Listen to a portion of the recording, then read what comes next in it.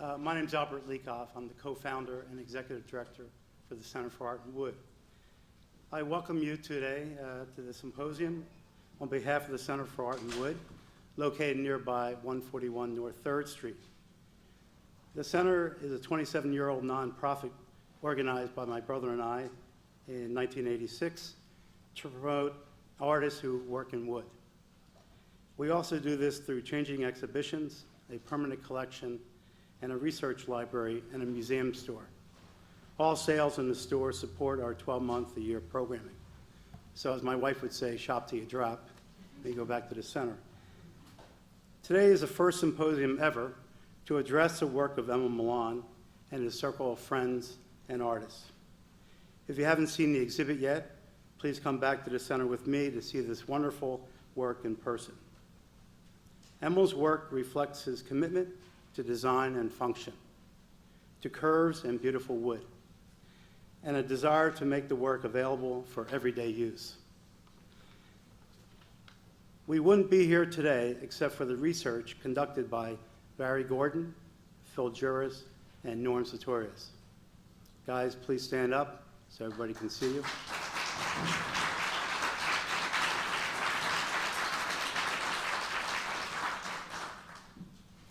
With a grant from the Center for Craft, Creativity, and Design, they completed the initial report on Emil Milan that led to 2 exhibitions. One this past fall at Penn State Great Valley, and the current one at the Center for Art and Wood. The research team continued to write up their research, and this will result in a book on Emil Milan that will come out in 2016 with the support of a significant grant from the John and Robin Horn Foundation. Friends who loaned objects to the exhibition, please raise your hand. I'd like to thank you all for making the exhibitions possible. Without your generous support, we wouldn't have this work to share.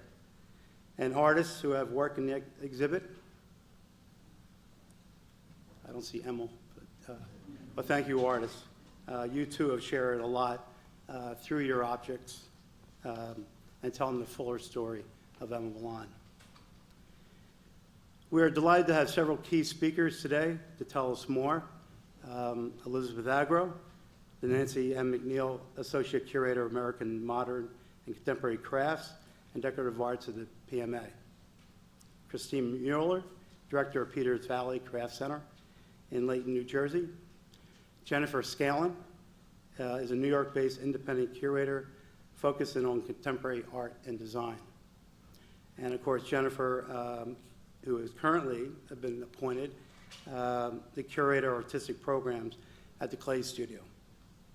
They snatched her up before we could. We thank WHYY for the use of this hall for this event. Without further ado, it is my pleasure to introduce Jennifer Sweeling, an independent curator who worked with the research team and me to curate the exhibit at the center and to organize today's symposium.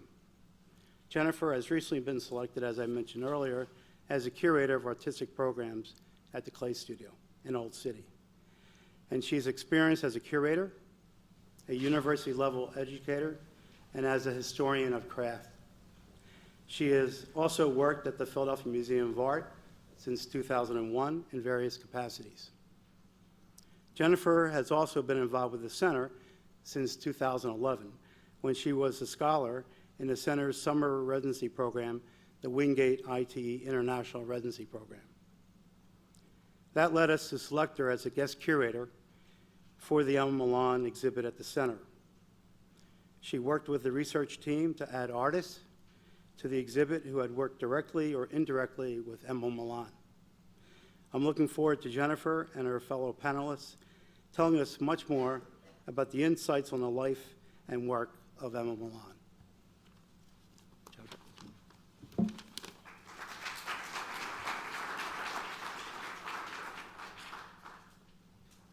Thanks, Albert. Thank you to all of you for coming. I'm so excited to see this many faces here to learn more about Emil Milan, as I have done over the last couple of years, thanks to our amazing research team. First, I just wanted to thank Albert. Of course, none of this would have been possible without the unfailing support of Albert and the staff of the Center for Art and Wood. Maggie Bradley, whose title I never remember exactly, but Director of Development is what I'll call her today, planned all of this. The reason we are here at WHYY is all thanks to Maggie. Erin Scheckenbeck, who you might have seen at the center, Karen Schoenwald, and Lori Reese, all amazing people who work with Albert at the center. Oh, I'm sorry, Levi Landis.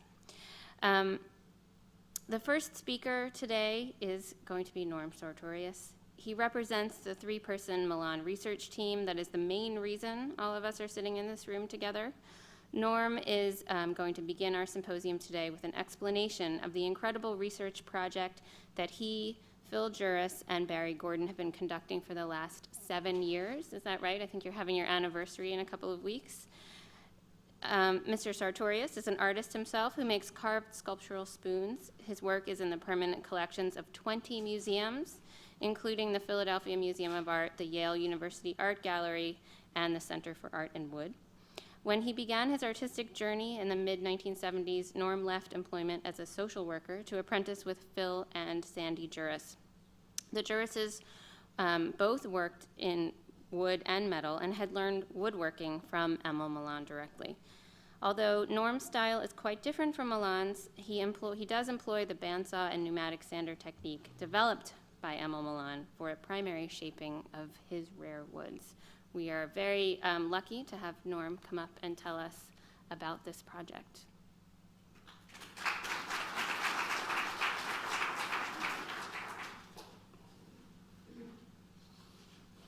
So how do I get to the, there we go.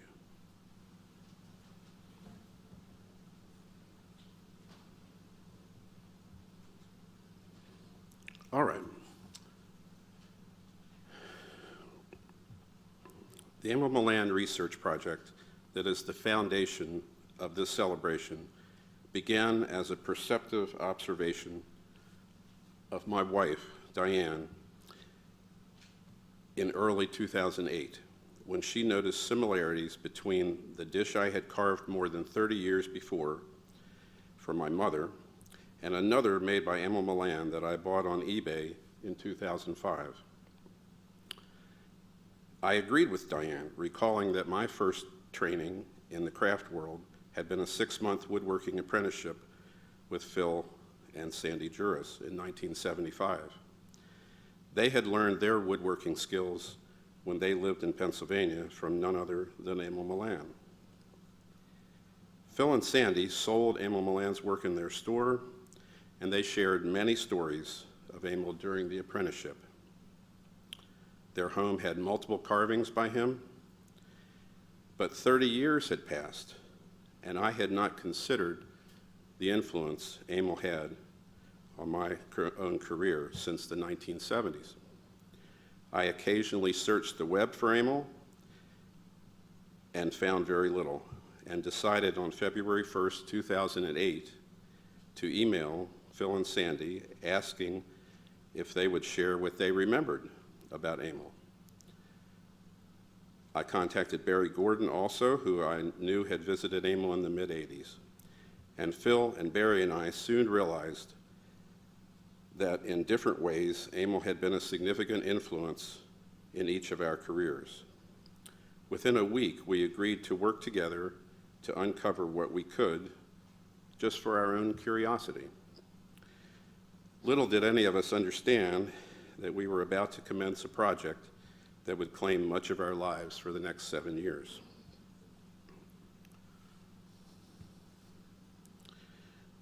During the initial 13 months of our project, we conducted our first 8 interviews, including one with a collector who had more than 200 of Emil's carvings. This collection allowed us to examine many more pieces than we had previously seen. Elizabeth Agro of the Philadelphia Museum of Art joined us when we met and interviewed Edgar and Joyce Anderson, who had been close friends and mentors of Emil's. They shared stories about the New Jersey designer craftsman and the Christmas craft shows at the Newark Museum in the 1950s. They also shared photos from his months teaching with them in Honduras. We also saw a poster on the Anderson shop wall publicizing a 1964 show in Philadelphia called Craftsmanship Defined, in which both Emil's and the Andersons' work was exhibited.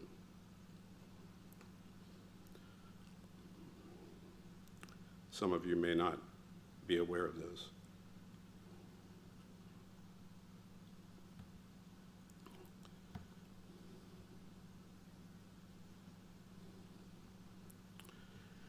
We also located a man whose father had worked in Milan's production business called Buckridge Contemporary Design. Several images related to that business were obtained, as well as banners, original banners, bearing that logo. We applied for and received Emil's military records, which provided details of his World War II service in Europe and his education and work history prior to his service. We began to identify where he had taught, including Peters Valley Craft Center and various sites in Pennsylvania where the Pennsylvania Cooperative Extension Service supported his classes. The Art Students League of New York supplied his registration, which included names of instructors and the classes he had taken, and we discovered his use of the GI Bill. We visited and photographed Emil's barn studio near Thompson, Pennsylvania, and had discussions with Spencer and Ardith Callender, who were his nearest neighbors and close friends.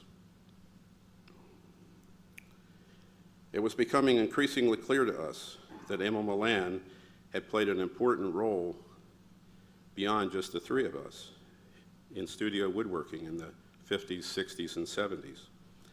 We were making good progress, but our use of our own personal funds to cover expenses was becoming a more frequent topic. At the Collectors of Wood Art Forum in April of 2009, Katie Lee, the Assistant Director of the Center for Craft, Creativity, and Design in Asheville, North Carolina, informed me that they offered competitive grants for efforts just like ours. We had no academic research or grant writing experience. Excuse me. But the opportunity for financial support to continue was compelling. The deadline was very soon, and the application was substantial. We worked very hard together, and in September of 2009, were rewarded with a grant of $14,000 to work towards specified goals documenting Emil Milan's life and place in the history of 20th century woodworking.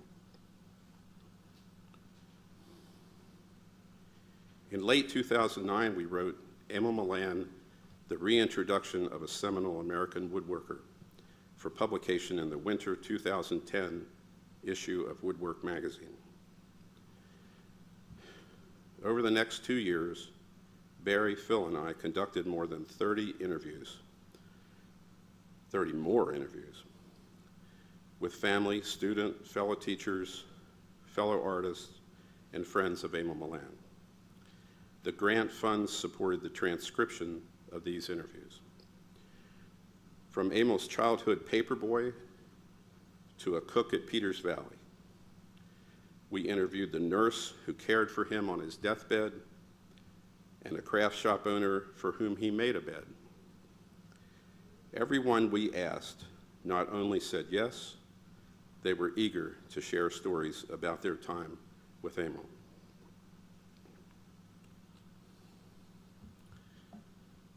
We located and photographed detailed documentation of Emil's participation in the annual Newark Museum Christmas craft shows throughout the 1950s and into the 60s.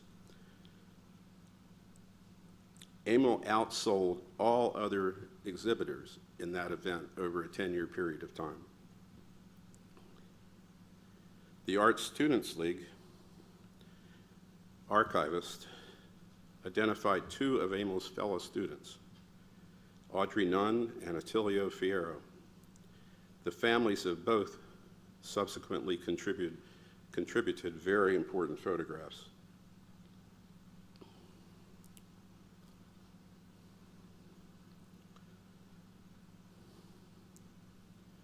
A sustained search led to Emil's surviving nephews, Walter and George Matraic, who shared considerable family anecdotes about Emil, as well as family photos, including World War II snapshots. They also individually own some of the most exceptional pieces of Emil's figurative sculpture. Their support has been critical to our work.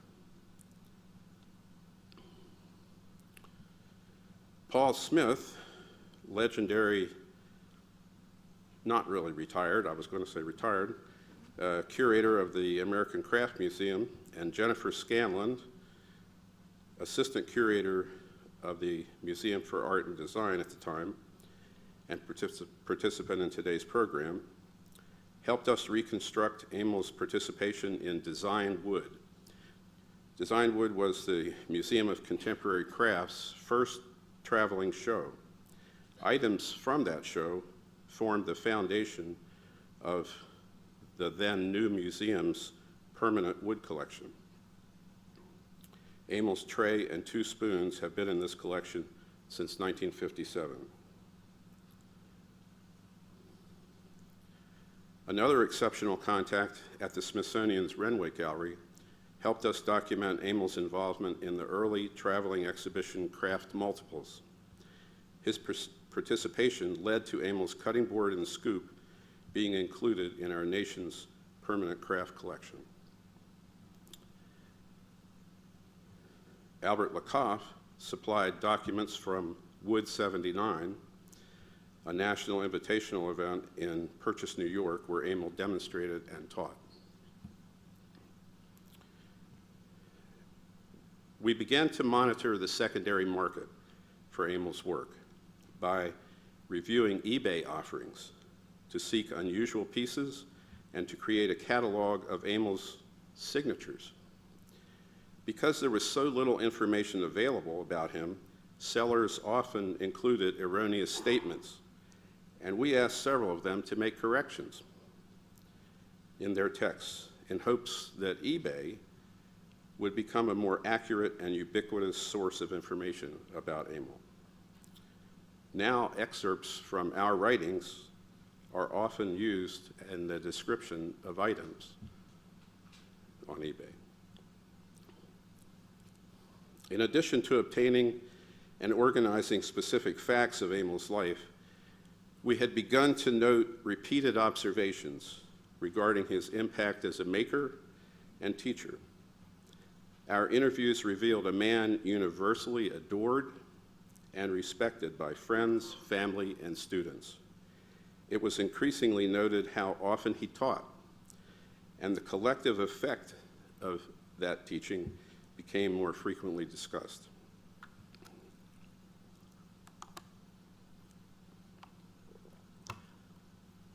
At the end of the grant period, our stamina and commitment was severely tested. We had collected so much information that writing our final report seemed impossible. We requested and received a 6-month extension. Our families and professional lives suffered as we worked almost full-time to complete the report. In October of 2011, we submitted copies of the report in the form of thick notebooks. This is an example. This is it.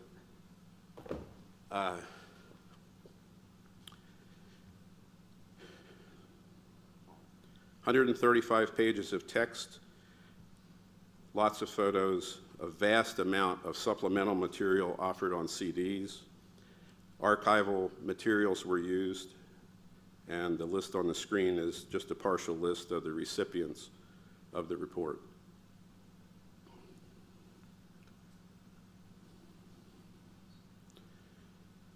From the winter of 2011 until the winter of 2013, the project was almost dormant. There were occasional flurries of activity. The Yale University Art Gallery added 2 pieces of Emil's work, as well as my tribute sculpture, Homage. The Center for Art and Wood also accepted the donation of a fine Emil bowl to their collection.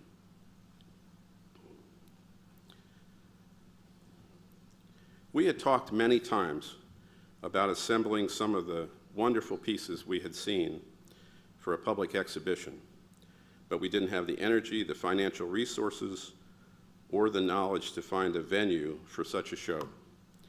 We were enjoying a well-earned rest when Craig Edelbrock, Chancellor of Penn State University, Great Valley campus, came into my booth at the 2013 ACC show and offered the art gallery on his campus for a show of Emil's work.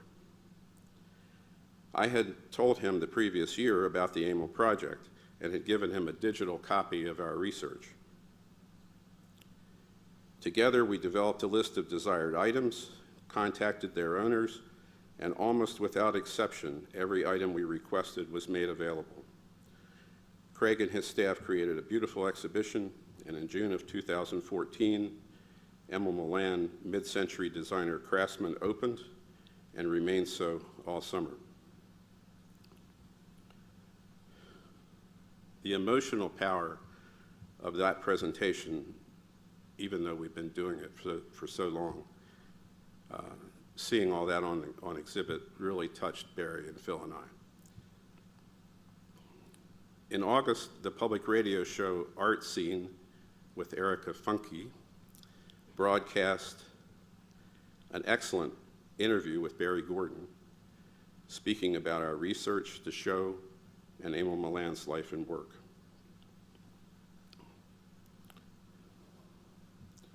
During the preparation for the Penn State show, Albert Lacoff proposed to move the show from Penn State to the Center for Art and Wood, and that show be modified for a second exhibition intended to emphasize Milan's influence on students and fellow teachers. Rediscovering Emil Milan and his circle of influence would add work contributed by other makers, including the 3 of us.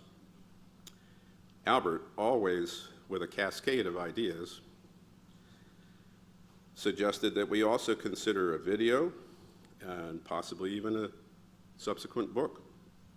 I'm pleased to say that all the work from both shows has been professionally photographed. John Thornton's fine video is complete and posted on YouTube. An initial contact has been made with the publisher, editor, and book designer. Thanks, Albert,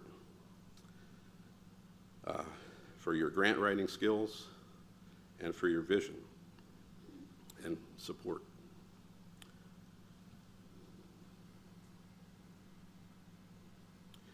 There are many tasks that we have not been able to accomplish in this project. Here are 3 of the most frustrating. Early in the project, we were given a small notice from a New Jersey newspaper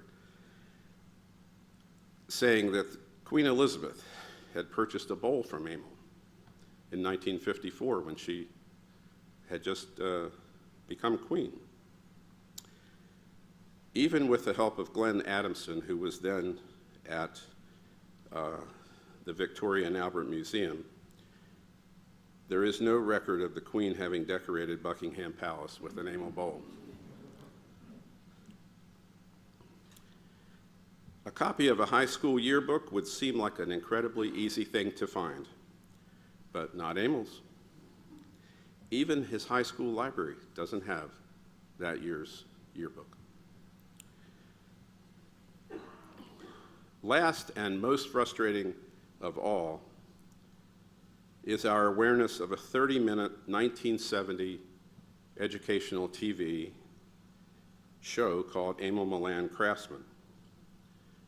Considerable effort has been made through professional librarians and sympathetic video professionals and so far we have failed to come up with a copy. But it would be certainly wonderful to see him speaking and talking about his work. We could do an entire program addressing the pitfalls of novices undertaking serious research. We divided our work according to our natural strengths rather than a formal organization. Each of us led various phases of the project that seemed to fit our own interests and strengths. Decisions were by consensus. There were occasional frustrations, even anger, but most of these were dealt with humor or just a short break. It has been a powerful bonding experience between us, and our friendships have grown very deep. We've had an awful lot of help since 2008.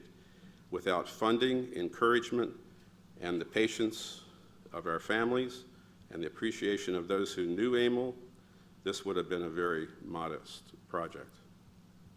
So on we go. We've been in over our heads from the beginning, and I think we have succeeded far beyond our original curiosity in recovering Emil Milan's history and reintroducing his life and work to the world of 2015. Thank you.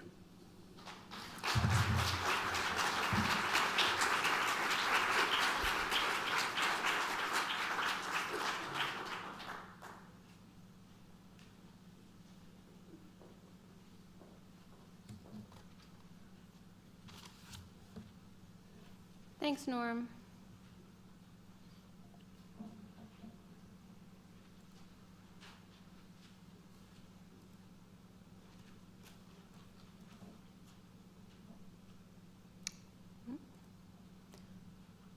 Okay. Hello, everyone. Thanks so much, Norm. Without the incredible work of the research team, as I said before, none of us would be sitting here. And it struck me when Norm was talking about the friendship that they've established and deepened over these last 7 years. I think it's something also having friendship and deep feeling as a part of the stories that I hear over and over again about Emil. I'm sure he would really appreciate that his legacy included helping that relationship to form. Muhammad, do you think you could turn the lights a little bit down in the audience? I feel like, can you guys see, would it be easier if it was a little darker? Yeah, okay. It's a little funny also to stand up here, and basically what I'm gonna do is talk to you about the biography of Emil Milan and what his influences were, because the exhibition that we'll see over at the center will show you the people he influenced. But of course, just like any other inherently creative person, he had these inborn talents and creativities, but they were fed by things that inspired him. So that's what I'm going to try to talk to you about. But it's a little funny to be sitting here in an audience that includes people who are all experts in Emil, and that's good. Thank you. Being the one who's regurgitating this information in a way, but I have to say that I think it's probably easier for someone who has a little bit more distance to compile this entire life story and thoughts about his influence into a 20-minute talk, right? That would have been a little hard for you, a little harder for you guys maybe, because each piece of information, even to me who's just reading about the research, is fraught with emotions because everything is really important. We're very lucky to have had that research team doing this work. So as we've heard, Emil Milan was an artist, a man, a teacher who served as a major creative inspiration to scores of people. We don't know too much about his early life, but we do have a little bit of information. And again, I'm going to stop saying thank you to the research team now, but just every time I say anything in your mind, think thank you to the research team for this information. So we don't have a yearbook, but what the guys did find was an excerpt from something that was called Senior Songs from a newsletter. And if you look up at the top, you get down to Milan, there is about the fifth or sixth guy down, and I've indicated at the top, his artist theme song was Artist's Life. So already in high school, he was known as the artistic person. And there we have a great picture of him, probably from his graduation. We don't know too much about the way he thought about his World War II experience because he didn't share it too much. I think it's a very common theme among World War II veterans that they just didn't talk too much about the emotions that were contained within their experiences. We know some other anecdotes about that time, but we can just assume that anytime somebody is in a war situation, it would have had an incredibly important impact on him emotionally, psychologically, and I think creatively too. One story that I think is important to relate is that he was in his military time, he was on off duty and he was carving or whittling a piece of wood, and one of his superior officers came over to him and said, "You shouldn't be doing that. Whittling is not a manly activity." And, following his orders, he put away what he was doing. And then later went back to that superior officer and kind of showed him what he was making, which was one of these famous three-dimensional pinup girls. And evidently then the superior officer told him this was fine. He could continue with this activity. So on the left we can see this photograph of three people, Emil's on the right, and then such an important thing that somebody actually took a snapshot of him in his uniform holding one. This is the first example of a few different things. One of those things is that he is realizing something that people are interested in around him. He's filling a need, filling a desire perhaps, and he realizes that people will buy these things from him. So that's kind of setting the stage for what he will do for the rest of his life. Figure out something that he's interested in creatively and that he wants to create, but that also has a direct marketplace. He's looking at the influences of the world around him, as he also did later, what kind of imagery he's surrounded with. Well, he's a guy in World War II, he's surrounded by pinup girls, right? And on the left, I've just, for our own edification, shown us a picture of the kind of thing he would have been looking at. And then on the right, this is an amazing sculpture that Emil did based on these two-dimensional pinup girls. It's one of his three-dimensionals. And we have to remember when we look at this really beautiful carving that he didn't have much, he didn't have any formal training at this point. He took art class in high school, probably. We don't know that for sure. He was at a VOTEC school, so he was getting some kind of basic design information. But wood carving and sculpture, he hadn't had formal classes in yet. And yet he can already carve like this. So, like many other people after World War II, he came back to the States and he was given the opportunity to use the GI Bill to get an education. And we've heard earlier today in talking to some of his friends and students that he realized that he was interested partially from those pinup girls experiments, we could call them, or pieces. He wanted to have an education in sculpture, and he wanted to go someplace really amazing. So he decided to enroll at the Art Students League with his GI Bill funds. And another side note here is that so many people were going back to school when they came out of the service that I think something like the number of students in university settings or in higher education settings in the US doubled after the war. So he wasn't alone, and he wasn't alone in going to art school, because if you think about the fact that you have your own money to pay for your college education, just like today, I'm sure in the late 40s and early 50s, if you didn't have to ask your parents for money, you probably could say, well, I'm gonna go to art school, Mom and Dad. No, I'm not gonna become a tax accountant. Not that there's anything wrong with being a tax accountant, but it's a little bit more practical and perhaps easier to ask your parents to pay for. So lots of people who also were kind of just drained by the destruction of the war were pursuing more creative careers. So he enrolled at the Art Students League, and we saw the picture from Norm with Emil and his friend Audrey Nunn, and here's one of him alone in his studio. The Art Students League was not a university setting. It was a school that was founded in 1875 by students, by young artists who wanted to learn, and they created an atelier system, which is working artists teaching students in the studio. So it's a different kind of thing than going to the University of Pennsylvania and just going into the art program there. They were only studying art. It was a little bit more free. You could choose the teachers you wanted to go to, and you just had to go in to the studio. No other courses were necessary. So the three of the people who we know he studied with, one of them was Jose de Kreeft.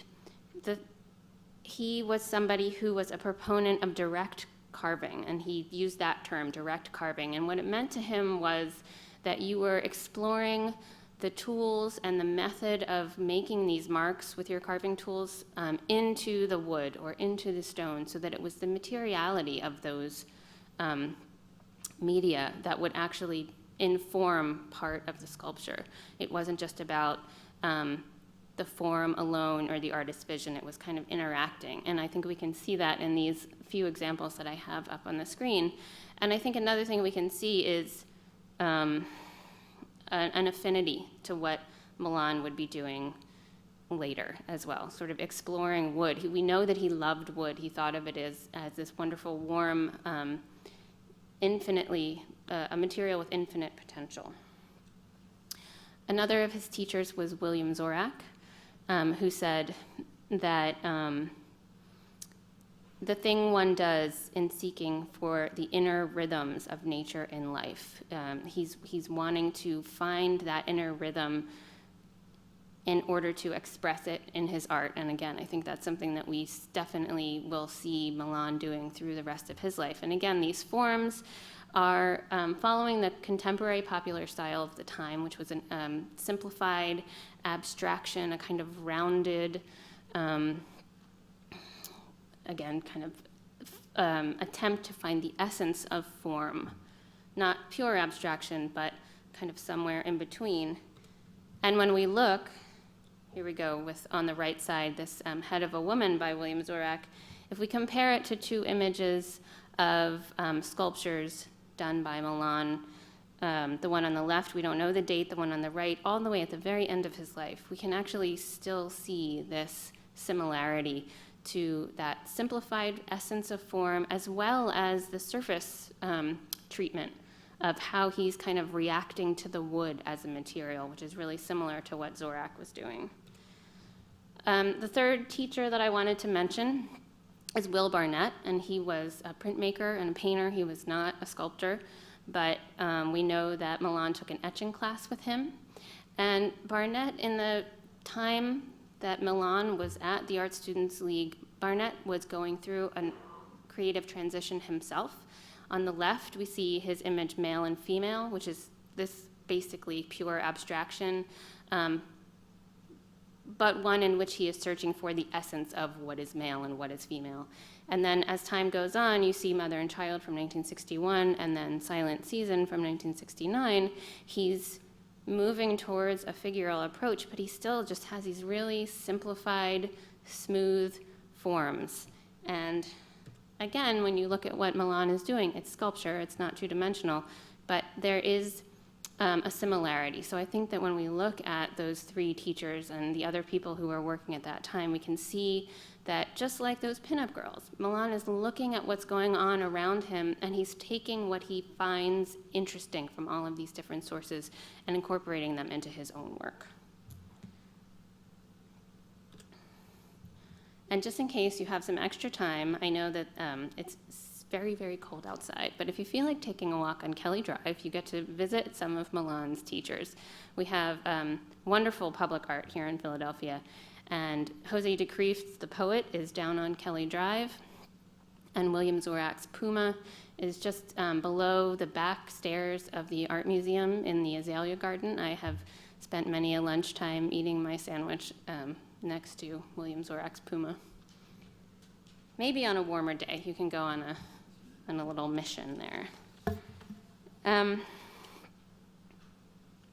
So he was trained within the fine art world. He was not trained in one of the many new burgeoning programs like what Mrs. Webb created, the School for the American Craftsman at Rochester Institute of Technology. He was formally trained in sculpture.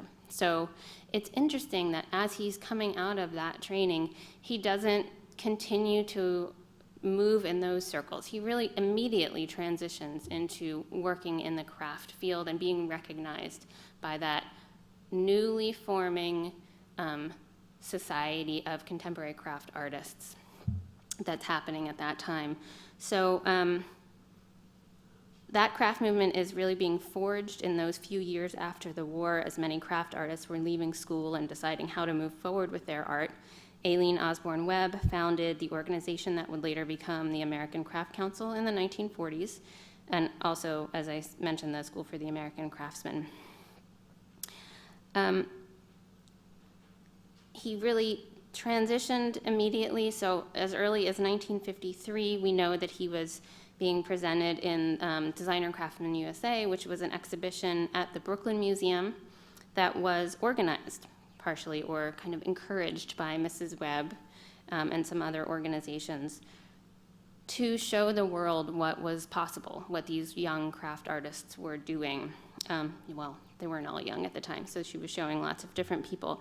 Those who were involved in that exhibition were Bob Stocksdale, Tay Frid, Art Carpenter, George Nakashima, and Wharton Esherick, along with Emil Milan and lots of other people. But those are names that we still hold up within that canon of the contemporary art world. And unfortunately, Milan has not kind of continued to be recognized in that main canon. But I hope that all of the work that the research team has done will allow him to rise back up to that. Because really, almost throughout his entire career, even throughout the 1970s, when he was becoming more kind of reclusive, he was always recognized every few years in one of these exhibitions. The main essay in this catalog, Designer Craftsman USA 1953, was written by Dorothy Giles, and she discussed the importance of craft. I think it would have been kind of an instructive text for a young person entering the field.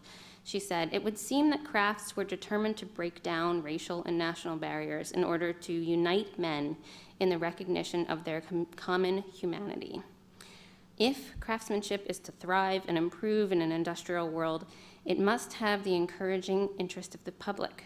Craft objects should be designed for use. Their destinies lie in homes, not on museum shelves." I think, again, we can just hear this echoing through young Emil Milan's mind and him taking that through, using it as a thread through the rest of his career. That was the main essay. There was also a juror's note focused on the wood section of this exhibition.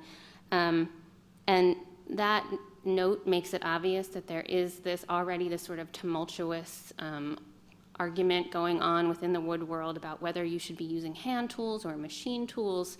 And the particular essay here came to the conclusion that really we need to be doing both of those things in order to be successful. Today's designer craftsman is thought to accept the industrialized present and to believe his work can complement and add to our civilization something otherwise lacking. Again, can't we we should imagine that this is what's echoing through Milan's mind. I think we can safely say that the sentiment was in line with his thinking about the contribution that his own work was making.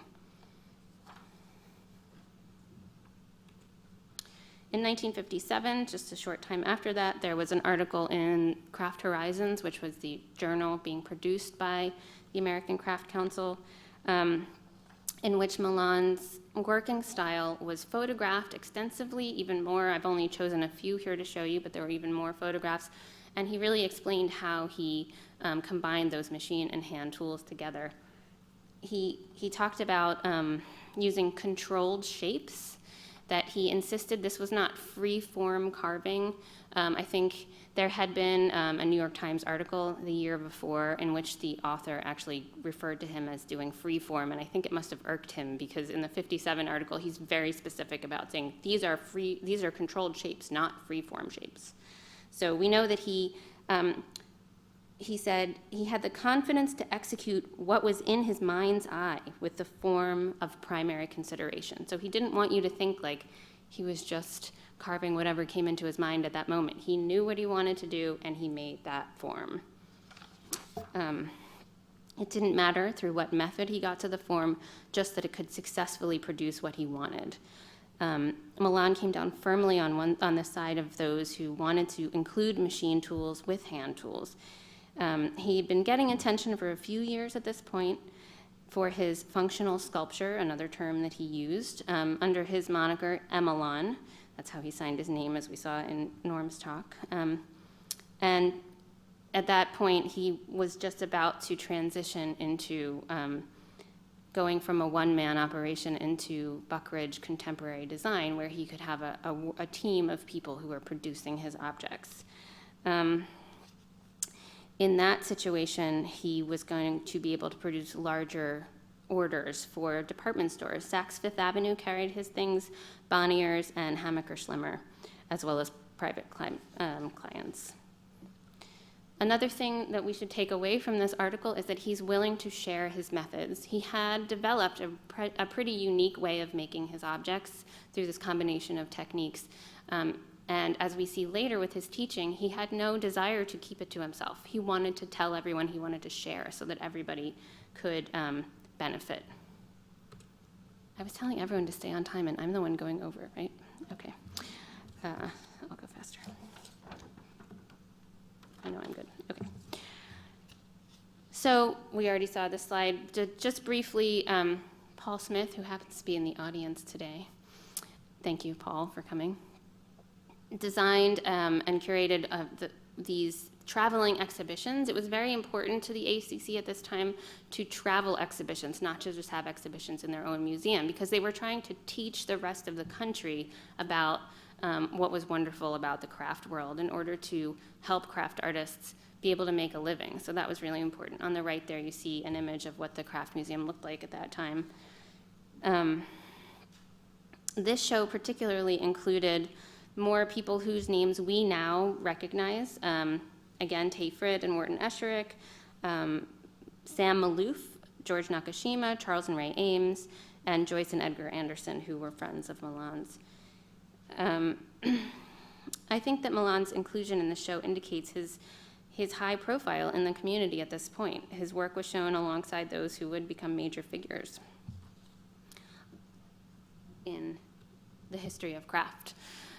So back to Buckridge for just a moment. I think we get to see here on the left one of the duplicator machines, and on the right some of his staff, including Angelo Monica, who the research team got to talk to his son, Tony Monica, about Angelo's time with Emil. You can see him using one of those sanders on a bowl. He was utilizing new methods of production even beyond what that 1957 article was. Milan now had access to even larger scale duplicating machines and things like that. He employed about 5 people, in addition to Milan himself, who acted as the designer and the production manager to produce enough orders in order to supply his clients. From all accounts, he did not enjoy the fast pace, lack of physical artistic control over the products and other aspects of this more industrialized and quicker way of working. But it's also been established that his working style was further influenced by the physical experience of small-scale industrial production that he created at Buckridge. It helped him fully develop his hybrid system of machine and hand tool production that allowed him artistic finesse along with production speed. In addition to those skills at Buckridge, he also had to do things like create price lists like this one.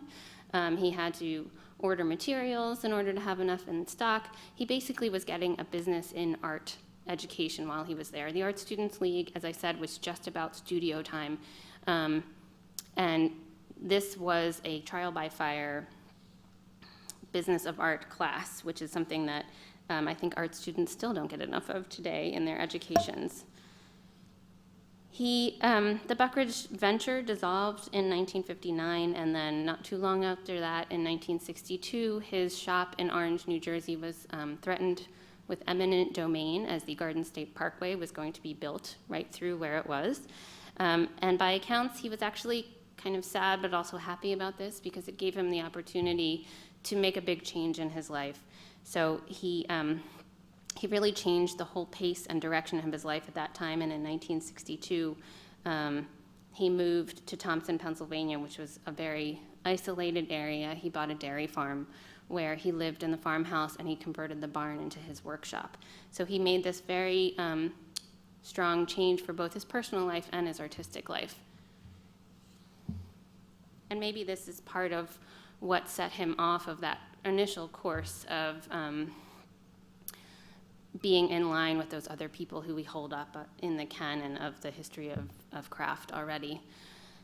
As we're talking about Buckridge and his use of machine tools and this controversy that existed in the craft world at that moment and really still exists today, I just thought I'd for one moment show you this wonderful film found by Chris Storb for me. It's from 1912, a French wood carving apprenticeship, and they have a whole sort of documentary film,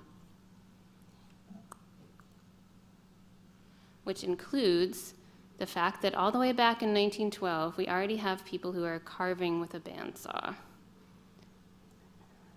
As it's someone who teaches mostly about the time before we have films of things, I just get a little excited when I can actually see you, or show you. Oops. There we go. Oops. Again, by all accounts, Emil was very skilled at this technique of actually using the bandsaw as a carving tool rather than just for basic things. And I think also at the Art Students League, when he was working with his sculpture teachers, he probably would have been already trained in that idea that you use the bandsaw for at least part of that art production class. We know that people even within the high art realm are using them that way. So we don't really know what he thought about the other people like George Nakashima, Wharton Esherick, and Sam Maloof, who were making work at the same time that he was, but or what they thought of him, or if they knew of him. I just heard today that we think Sam Maloof came to visit Peters Valley, yep. And at the time that Emil was there, so maybe they met at that time, but all three of these guys were using machine tools. Maloof especially is known for having used the bandsaw quite a lot in his designs. So I think it's important to note that it's not that he was, his lack of inclusion in that canon certainly isn't just about machine tools, because everybody was doing it. Right after he moved to Thompson, you could say this started his life of being in more isolation, but he was still really connected to the craft world. He was included in the exhibition Craftsmanship Defined here in Philadelphia at the Philadelphia Museum College of Art. And then on the right, you see the list of other people who were included. And this is a little bit more of a group who, although many of them are well known, they are sort of all at the same level as people who are kind of ripe for rediscovery within the craft canon. Also in 1964, Joyce and Edgar Anderson, who Emil had met during his time with the New Jersey designer craftsman, were forming a trip to go down to Honduras for the USAID in order to teach skills to people in that area. And they had craftspeople from all disciplines who were going down, and they decided, kind of at the last minute actually, to invite Emil to come with them for carving workshops. And in the end, it was these wood carving workshops that that were perhaps the most successful. The reports show that it was wood carving that many of the people they were teaching responded to them in most strong terms. And again, we've heard reports of people going back to the same area years later and seeing people continuing to make forms that they feel were initially created and introduced into the communities by Milan during this trip in 1964. And then we get really strongly into the period of time when he's teaching a lot.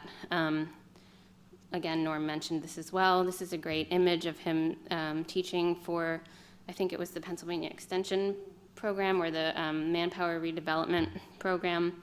And I always like to note that many of the images of Emil teaching include women. I think today we kind of think of this wood carving and woodworking as being a very male activity, but I think that women, I guess, were drawn to his teaching style perhaps, or they certainly were present in those. Again, still being included in lots of exhibitions, craft multiples that Nora mentioned in 1975. He wrote a letter to the curator at the time, and one of the phrases that he used was, "I do multiples like mad. But there is always an individuality about each piece." Again, talking about his why he should be included in this craft multiples show. Peters Valley is something that Kristen Muller is going to talk about in a few minutes, but here's a great image, and I think you can see that the third sign down here says Andy Wilner, and he's sitting in the audience right there. And was just telling us earlier about the fact that they would have these craft fairs, and they would all have their things laying out on tables, just static, and then Emil would be there making and having lots of energy around him because he actually just made the pieces as people were watching, so he got most of the attention, right? Peters Valley has a great little archive of images from their classes there, and I just put together a few quotes from Emil as well. He said, "Think of what something can be, not what it is." Again, it's this idea that he has the artistic vision. You have that vision. You can create what you have in your mind. I try to teach others to try to work in wood in a sculptural way, but I still feel people have to develop themselves. We've also heard this over and over again through interviews and anecdotes. He wasn't a very imposing teacher. He would kind of stay back and wait and try to indicate what he thought was good and bad in a very subtle way. He didn't want to overpower his students. I just try to make them aware of all the ways they can do it. Also, I make them aware of the high standards needed. These are quotes from that application to the Craft Multiples exhibition, and he capitalized and underlined high standards needed in that. I wanted to be a sculptor, so I developed my lines of functional sculpture, mostly to be made in wood, a material I love. So although we don't have the amazing interview or the teaching program that was on television, we don't have a recording of him, we do have several letters, and we have this letter to the Craft Multiple show. We also have his worksheet that he used for his wood carving class, which isn't just about keeping your tools sharp, although it does 3 times in this 2-page thing say, a sharp tool is a safe tool is a sharp tool, and over again. But he also really infuses these instructions with things that he thinks are important in terms of how you go about making art, which was just as important to him as the technical aspect of it. We also have access to these photographs. I don't know if it was throughout his whole life or just at the end of his life, but he took a lot of photographs. And he took these wonderful photographs of things like the light shining in through the windows of his barn. And I feel so lucky. Again, we don't have him to talk to, but we can see what he was looking at. We can see what he thought was beautiful and striking just in the world around him. In those early years, it was pinup girls. And here we are in the later years, and it's the sun shining in through a window, walking out into the wilderness around his house. We know that he foraged for his food, so he would go and pick these mushrooms. But he also looked at them for formal inspiration. I think you can see the similarities to the candelabra down on that bottom left to some of these mushrooms that he's picking. I feel my work is based on the beauty of the natural form combined with proper functional use. He seemed to always be searching for simplified natural forms. I think something that came with him from the Art Students League years. And I'm particularly moved by this image of just this snowbank that's about to fall and its natural shape and the shadow that it forms. And I think about his bird forms or his platters that have this kind of similar, just natural shape. All woods are beautiful. It just takes a little love of form, texture, and life to make even the plainest of woods a thing of beauty. This was from his wood carving handout. More of his own photos. And then we have some images of him a little bit later in life. This is what his barn shop looked like, so we get a glimpse in how many things he just had, and evidently you could just walk in and he would pick up one of these things and just finish it quickly for you. So to us it looks like this huge jumble of things, but I think he knew exactly probably where everything was, right? So Emil Milan forged his own path in order to live the artistic life that he desired. Combining the art, craft, and industrial design worlds, Milan exemplified the term designer-craftsman. But I might alter the term to artist-designer-craftsman, because his experience through education at the Art Students League, industrial production at Buckridge Contemporary Design, and his teaching connected him in important ways to each of those separate but interconnected worlds. He left an important legacy of objects for people to enjoy and learn from, as well as a large group of artists whose lives he touched in profound ways.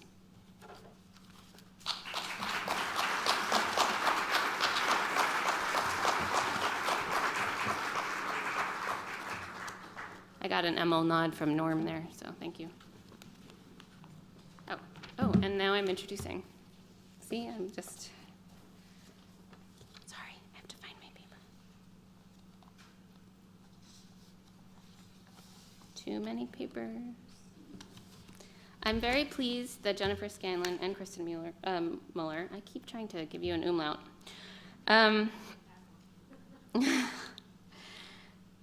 have agreed to come today because they're both amazing people. So first, Jennifer's going to come up. Jennifer Scanlon is a New York-based curator focusing on contemporary art and design. Her upcoming show, which should not be missed, is called Pathmakers, Women in Art, Craft, and Design, Mid-Century and Today. It opens at the Museum of Art and Design on April 28th of this year. And we are grateful that she took time from the final stages of planning that exhibition to come and be here today. She's a faculty member at Parsons, the New School for Design, where she teaches in the master's program for the history of decorative arts and design. For 12 years, she was the associate curator at the Museum of Arts and Design in New York City, where she organized a number of exhibitions, including Crafting Modernism, Mid-Century American Art and Design. I think that we'll get the benefit of that experience during her talk now. Thank you.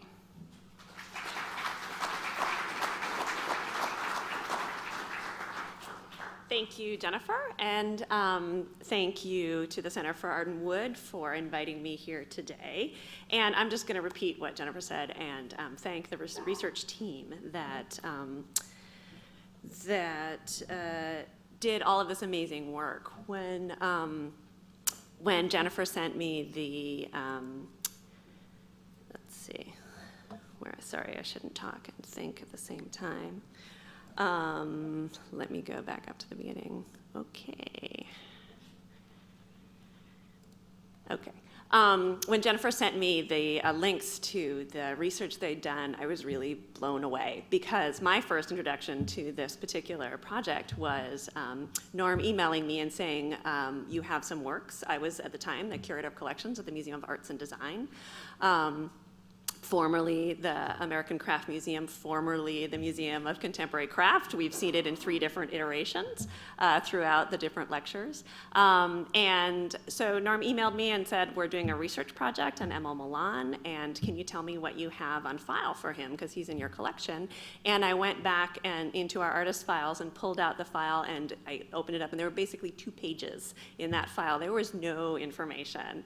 And to see where, like, the paltry information I could give them at the time and the amount of information they were able to collect, and to know from being a researcher and a scholar in the history of craft that doing primary source research is incredibly labor intensive, and you get so many people like me that are like, sorry, I can't help you, and that what they put together is just extraordinary. So it's a huge contribution to craft scholarship, and I really appreciate it. What I'm going to do today is talk about, Jennifer's asked me to talk about the design context in which Emil was creating his work. And so I've decided to title the lecture, Emil Milan in the Context of Postmodern Modernism, which is the driest possible title, and we'll just move right on. What should I press? Should I do the arrows on the keyboard? Okay. I can do that. So we'll go right to the New Yorker cartoon, which is more fun to look at.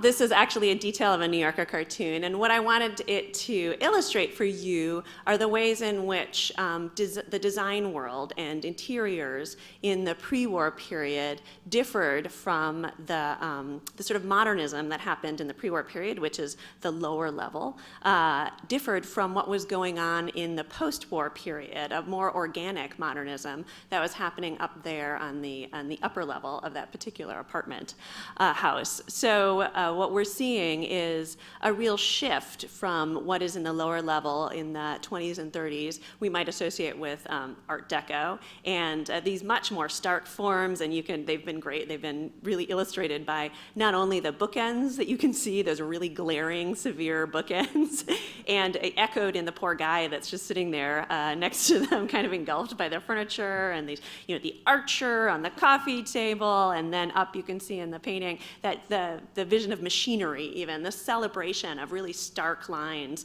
and the machine aesthetic. And then on the apartment above, a much better, an idea of texture. You can see the stones on the fireplace and curves in that great biomorphic coffee table, and the plants, of course, big leaf plants. We're going to see those a lot in post-war interiors, which really speak to an interest in the organic, in the growing and living, and in the idea of texture and warmth. And that's a shift in interiors that I think gives us context for looking at Emil's work and thinking about, several people have referred to him today as a designer craftsman, and that was certainly a term in the post-war period, which suggested that one of the aims of the craftsperson was to be a designer, to connect with the design world, to bring warmth to that world. So I'm going to talk a little bit about that tendency in the post-war design world. So we'll start with the pre-war period, and we'll start with MoMA's machine art design exhibit. This was MoMA had the very first design and architecture department in an American museum, and one of their early shows was curated by the very young Philip Johnson, who went on to become an important architect. At the time, he was 28 years old, and he had just come back from Europe, and he was very enthusiastic about machines, and he thought that machines represented absolutely the highest form of design, things that were designed without any sense of the human hand, but were completely symmetrical and highly, highly functional. The chromium-plated frieze that you can see on the bottom there kind of is gives all the touchstones of Art Deco modernism in the United States, certainly. You get the celebration of technology, so you get all those forms of transport. You get a celebration of industry, so those factory buildings are beautiful, and skyscrapers and the cities, and it's all in metal and very hard and clean-edged. So this is a dominant modern style in the 1930s and up to the beginning of World War II. However, in other parts of Europe, things were beginning to change a little bit, and particularly we'd see this in Scandinavia, where an architect and designer named Alvar Aalto was beginning to use the resources in his native Finland, and particularly wood, and build on a Scandinavian appreciation for craftsmanship to create works that were much warmer. They were made out of wood to begin with, and they responded better to the human form. So he was working on the left-hand side, you can see in bent wood. and I'll move. He was inspired by, slightly less warm, the school of modernism of the Bauhaus. And we have an example on the right by Marcel Breuer. You've probably seen this armchair before. It's an icon of modern design, and it's all about tubular steel, based on, I think, Marcel Breuer saw a bicycle and was inspired to create his forms out of that metal, a much cleaner and more industrial looking kind of design. And Alvar Aalto saw that chair and decided he wanted to translate that into wood, and created the Pamio chair that you see on the left. Interestingly, we were talking about during our roundtable discussion this morning about the possibility of Emil Milan having gone to the 1939 World's Fair, and Alvar Aalto designs the Finnish pavilion at the 1939 World's Fair and really becomes very popular in the United States. And this is the entrance of Scandinavian modernism into United States sort of the cultural thought and visual culture. And so there might have been a possibility that this was something he saw. Certainly in the post-war period, it would have been even more prevalent. Other things that were going to influence the post-war design world were the early artists, the artists of the early 20th century, such as Juan Miró and Jean Arp, and their introduction of biomorphism, or these sort of rounded forms that were based on nature. They were slightly abstract and slightly figural at the same time. And two other artists who were working in 3 dimensions in this way, Constantine Brancusi and Henry Moore. So both became important visual signifiers for the post-war design world. And Constantine Brancusi in particular might have had influence. He was certainly very influential in the design and craft world for a number of reasons. One is that he was sculpting in, not entirely in, but often he was sculpting in wood and using wood as an art material, which was, and really promoted himself as a craftsperson. That was an important part of the artistic persona that he created for himself. After seeing the exhibition today, I, the very last minute, put in also an example of Constantine Brancusi's bird sculptures. He did a series of bird sculptures. You can see that he is also, even in a much earlier period than Jennifer was talking about, he was also working in these very simplified organic forms. So this is part of the zeitgeist, as it were, part of this idea of modernism to reduce everything to a very simplified, clean aesthetic. Oh, and there's a blank slide because I was doing this the last minute. But and a designer that Brancusi directly inspired was Isamu Noguchi, who we can see a sculpture there on the right-hand side of 1944. Noguchi also was a designer who created industrial produced furniture. We have his classic lounge table on the left. Once again, I'm going to point to the legs of that table, which are not really standard legs, but they're those biomorphic forms that I think correlate to a lot of the forms that we saw in Emil Milan's work. And here's some more work by Noguchi, and you can see his, on the right-hand side with the rocking stools, his love of wood and wood grain, bringing that aesthetic and that characteristic into the mid-century modern interior. These are manufactured by Knoll, so they're being produced on an industrial level. And on the left-hand side, Isamu Noguchi is also embracing craft, the Akari lamps. No doubt you've seen some examples of them. They were ubiquitous in mid-century interiors, and they were actually based on, Isamu was raised in the United States, but spent some time, his father was Japanese, and he went to find his father, who had left his mother when he was very young. He went to Japan to sort of rediscover those roots, and came across a paper making, a Japanese traditional paper craft village that had fallen on hard times, and he wanted to give them an opportunity to rebuild their craft industry. So he designed this Akari lamp, and they took that very traditional traditional craft and turned it into a modern design that became, as I said, very popular in the post-war modern interior. So these are the ways in which Isamu Noguchi was bringing both craft techniques and the aesthetics of craft materials, paper, but also especially wood, especially for the purposes of this symposium, into the modern interior. Here we have Henry Moore, which you saw earlier, and I'm comparing him to some ceramics by Eva Zeisel. I'm going to use this talk to shamelessly promote my show. So Eva Zeisel is one of the designers that's going to be in my upcoming exhibition, April 28th in New York City at the Museum of Arts and Design. These curved forms, which not only are an example of abstraction, they're also very comfortable to the hand. So we're introducing this idea of the hand and the idea of a design that really relates to human forms and to human touch. And this is nowhere more evident than in this exhibition at MoMA. So MoMA has now gone at a complete about-face.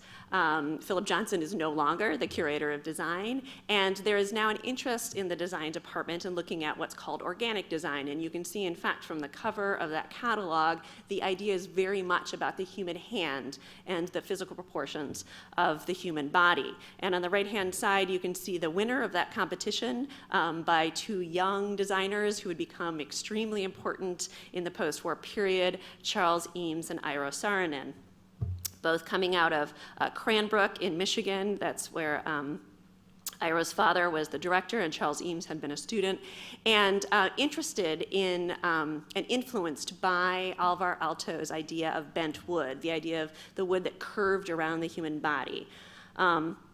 At the time, they were unable to produce these chairs, and later technological experiments allowed them to put this kind of work into production.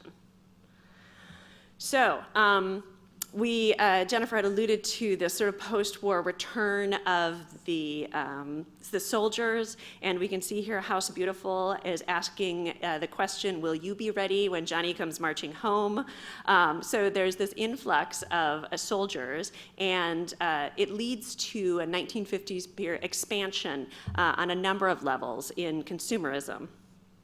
Just a couple of slides there for that. On the left-hand side, we see after total war can come total living. So you have an opportunity now to just live totally, whatever that means. But on the right-hand side, you can see the beginning. I'm sure this happened on the outskirts of Philadelphia, the way this is an image of Levittown in Long Island.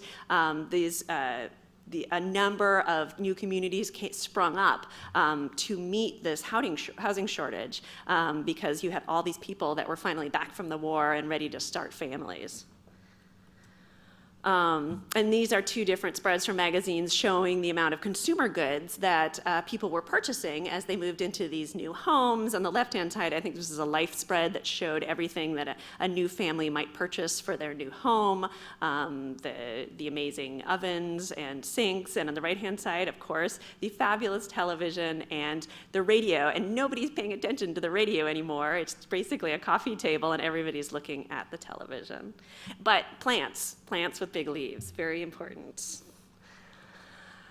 One sort of concern, very nicely captured in this another New Yorker cartoon, is the fact that all of these houses with all of these people living in them are exactly the same. There's this sense of repetition, the sense that the mass production of the kind of goods that we saw people buying in the last slide means that every single house is going to look the same inside. And there's a certain interest in wanting to create something a little different. And if you are the lucky guy at the end of the house, you're doing that by bringing home chocolates.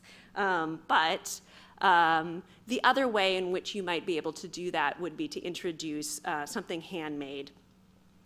Or at least which gave the appearance of something handmade. People buying things for their homes are one thing that MoMA was very concerned with, a number of institutions were concerned with, and magazines like House Beautiful, was that people needed some guidance to fill up their homes, so they wouldn't fill their homes up with with trash or clutter, but that they would fill their homes up with things that were good design according to these sort of gatekeepers of good taste, such as the institutions like MoMA. And you can see from this 1957 installation that a lot of the design, modern design in the post-war period meant that you had very simple lines, they were very straight-edged, and that you can even see in the textiles in the background that we're really talking about clean plaids, we're not talking about prints. So there's a lot of unrelieved flatness that's going on with modern design. However, one way in which you could relieve it was by the introduction of soft curves and the introduction of beautiful materials, textural materials such as wood. And I'm going to show two examples by Charles and Ray Eames, who are perhaps the most influential designers in terms of modern design during this period. A coffee table on the left-hand side and their famous, and my slide misspelled, Chase Lounge on the right-hand side, which once again is conforming to these ideas of the human body. And I'd like to make that comparison again, if we see the Chase Lounge, to some of the ways in which Emil's pieces were curved.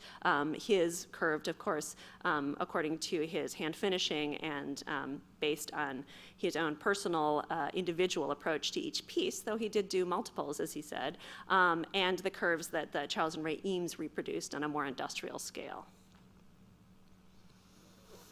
And of course, the Scandinavians were still producing and becoming incredibly popular. I think Jennifer mentioned Bonniers as a place where Emil Milan sold his work, and that would be another, that was actually a firm that brought in Scandinavian furniture and really introduced it to the New York area. I'm sure Philly had a similar store that would bring in Scandinavian design. It became an extremely popular way to introduce natural materials into the interior, to interiors that could be, as I was pointing out earlier, a little bit either too much alike replicants of the guy next door, or interiors that were very bare bones and straight edged. Something like this Hans Wegner armchair, in which you can see the soft curves of the back and sides. And then the Tapio Verkala platter and the Jens Quistgaard flatware. And I just wanted to make the connection to the pieces of Emil Milan. These are the pieces that are, in fact, in the collection of the Museum of Art and Design. So you can kind of see the ways in which Emil Milan's functional sculptures, as he called them, really connected to a lot of the Scandinavian modern design that was coming into the United States during the 1950s. I know I certainly, I grew up, my parents loved Scandinavian modern, so growing up in the 70s, we had a lot of it in the house, and I continue to love it. Is there anybody in the audience that had that growing up or had that in their house? Was that something that was nearly as, yeah, a few of you had lived surrounded by it. It was very much part of, especially, I would say, with this crowd of people that loved organic materials would really appreciate being surrounded by that kind of, even if it was mass-produced, it had that warmth of organic furnishings. So if you couldn't afford furnishings, your entire house in that way, you could include a few accent pieces, and I'm showing here, all the slides I've been showing were part of MoMA's good design exhibitions, so they were examples of what MoMA considered good design. Other Emil Milan, I believe, showed in the Good Design exhibitions as well. Here we have on the upper left the Natzlers, whose beautiful pieces, ceramic pieces, would have been a great accent piece to give that sense of irregularity and warmth to a modern interior. And on the right-hand side, we have Dorothy Liebes, who hand-wove for her prototypes, which were then produced en masse. And you have beautiful sense of texture.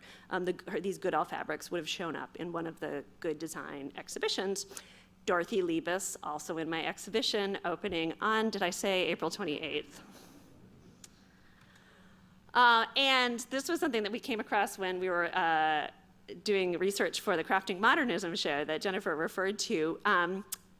MoMA wanted to introduce this sort of idea of organic to such extent that this is actually made out of plastic, but it's called grainware, and so it imitates the sort of texture and look of a metal. And you can see what I loved, and you can see that there, along the tagline here on the bottom of that image, 26 pieces chosen for good design, Museum of Modern Art.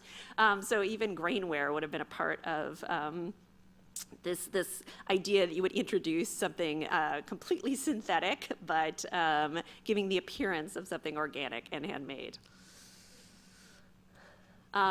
So here's a modern interior. We're opening in California here, and so this would have been the example of high modernism, right? You have very stark, very industrial-looking lines of your very, very modern house, and yet you have a couple of images, and I don't know, I don't have a pointer. Yeah, I can use that.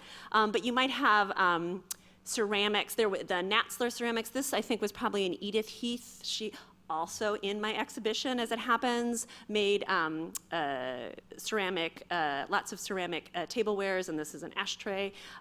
This might have been architectural ceramics, this vase here, or you might have had a little bird, and this might even have been an Emil Milan bird that would have shown you just a little bit of personality, of introducing organics in a little tiny way into your very, very stark modern interior. Of course, you're going to want some big leaf plants, but these people don't look particularly happy with this. Much happier are the Eameses. You can see on the right-hand side, this is actually a house that Charles Eames designed, and it was meant to be entirely produced from industrial prefab material. So another way to address the housing shortage without turning it into a Levittown of identically shaped houses was to create these case study houses. And on the left-hand side, you can see Charles and Ray. They're actually smiling. And the way they furnished their interior is not the same way that we saw that the very depressed couple with their one bird, but with all kinds of wonderfully textured objects. You can see that the rugs have beautiful texture. They've got folk textiles. They have this great piece of folk art here. They have antique candlesticks on the ground. Of course, you have big leaf plants, because that's ubiquitous as well. But it was a way, this organic, handmade, the use of natural materials, the introduction of texture into the house, and of course the curves of something like the Eames lounge chair here, all played part of a similar organic modernist aesthetic that Emil Milan's work fit in very well with during this period. And so on the right-hand side, I'm including, this is Edward Wormley, who is a designer that was included in the design exhibition that Jennifer mentioned, and the ways in which, if you were not the Eameses, you could introduce that kind of design into your house. This is this table would have been produced in larger quantities, but there's little bits. These are inserts by the Natzlers, so you'd have little ceramic inserts on the top of a table, or sometimes you'd see those coffee tables with ceramic tiles on top of them, or you could buy at one of the craft fairs or at one of the shops that might have sold them a work by Emil Milan as well, and introduce that into your house. Of course, not everybody was living in a modernist house. Most of the people, many of you may have grown up more in a house like this. Many of the people who are interested in craftsmanship were coming at it from a completely different angle. This is the colonial revival, popular from about the late 19th century and very much popular in the mid-century period as well. So this was a little bit more ubiquitous in terms of styles, but it would have been a style that was also embracing the idea of the handmade, because craftsmanship was a part of American values. And you can see here, there's a number, the way they're showing it in this house is with a number of great rag rugs, and with this idea of the carved china display, more rag rugs, that kind of thing. A couple of people have mentioned Eileen Osborne Webb, and so we have a great picture of her. If you happen to be in New York in the next month or so, there's a great exhibition at the Museum of Arts and Design which talks about her legacy. I won't go into it too much, but just to point out that while the design world is becoming increasingly interested in the organic and in this idea of introducing originality and texture and warmth into the interior, the craftsmen and some of the early goals of the Crafts Council and this first Craftsman Conference in 1957 in California was for the designer to work for industry, the craftsman, the designer craftsman, to actually be connected to industry. And this I saw was reflected in really interestingly in the way that Emil actually started out in the 1950s with a production business. Instead of going off on his own immediately, he was thinking of ways in which he could produce handcrafted or goods that were sort of half hand and half machine crafted on a larger scale. And of course, Jennifer's brought up, and other speakers have as well, the beginnings of the studio craft movement and an interest in, instead of working with industry, in designing for yourself one-of-a-kind objects.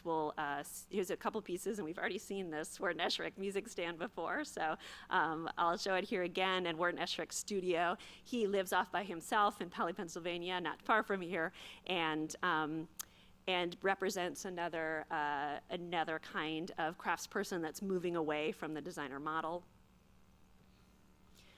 Wendell Castle, upcoming show also at MAD, who becomes in the 1960s sort of the emblematic craftsman who is no longer interested in working with industry at all, but only in working with pieces that are fully sculptural. And I'll end with this spread from Life magazine from 1966, in which we now see the craftsman as this person who lives in a rural area, off by themselves, no longer interested in inserting their work into a modernist interior, but representing really a lifestyle. And another way in which I see Emil Milan really reflecting the craft world and the ways in which craftsmanship changed over the course of the 50s and 60s. And there's Alice Parrott also in my show, just getting my last little bit in there. Thank you very much.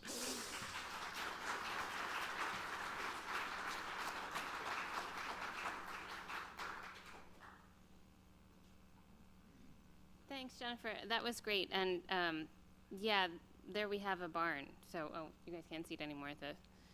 It wasn't exactly an Emil Milan-like man standing in front. He was sort of like a model, but he still has a barn out in the woods, right? Thanks, Jennifer. And the last speaker of this section of the program is Kristen Muller. She's the director of Peters Valley Craft Center. She holds a Bachelor of Science degree in Studio Arts from the Southern Connecticut State University, a Master's of Fine Art in Ceramics from Hood College, and is a member of the Honors Society Phi Kappa Phi. Kristen is an accomplished ceramic artist who, prior to her tenure at Peters Valley, taught ceramics at 2 colleges, was education director of Brookfield Craft Center, curator of the Lynn Tendler Bignell Exhibition Gallery, and ceramic studio instructor and manager there. Kristen specializes in wood-fired ceramics and maintains a studio with an Anagama hybrid kiln in Dingman's Ferry, Pennsylvania, also kind of out in the wilderness. She's the author of the Potter's Studio Handbook, a guide to hand-built and wheel-thrown ceramics, and is the co-author of the Potter's Complete Studio Handbook, the essential start-to-finish guide for ceramic artists, which was just published in 2011. And she's going to talk to us about Peters Valley today. So, Kristen?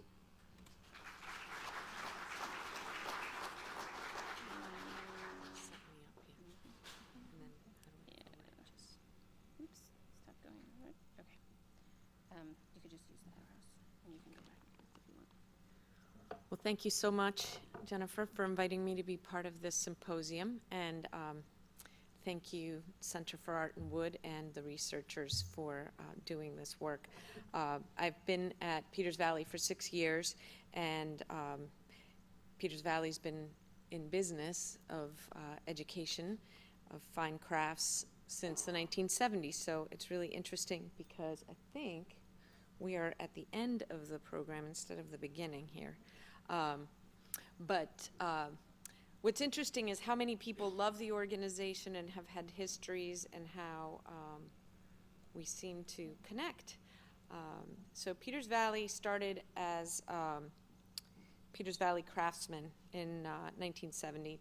It has had 3 names: Peters Valley Craftsmen, Inc., Peters Valley Craft Center, and most recently, Peters Valley School of Craft. Our mission is to enrich lives through the learning, appreciation, and practice of the art of fine craft. So in 1970, Sally DeFrancisco, who was a member of the Kittatinny Craftsmen, which is right in Sussex County, Peter Degalecki, who was the superintendent of the Delaware Water Gap National Recreation Area, which was a fairly newly formed park in the area, and Albert Dillahunty, who was a historian at the MPS, cooked up the idea that you could use the lands of the Delaware Water Gap National Park, an area of it, a village, and the homes and barns to create an artist community. It was all a result of the Tox Island project that went south. So this Delaware Water Gap National Recreation Area was formed in the middle Delaware River area. It was, the Tox Island project was intended to flood the zone, create a dam, and create a water supply and reservoir, and that environmentalists stopped. But just to give you a quick history of that, the Army Corps of Engineers began buying the properties all along that river area intended for flooding. The project was stopped. They had this land, and they handed it over to the National Park Service that then created this recreation area. Now, there's a lot of history because of the river, commerce, Native American history, Minnesinkan, Lenape. Peters Valley is somewhere around the middle there, and there is a road called the Old Mine Road that is said to be one of the oldest highways that is attributed to Native American paths, then to Dutch settlers who were mining in the 1600s to move copper from New Jersey to Kingston, New York. And so we are in an area that was called Bevins, New Jersey. And the first person to build a house there was Peter Van Nest, so that's where the name tends to come from.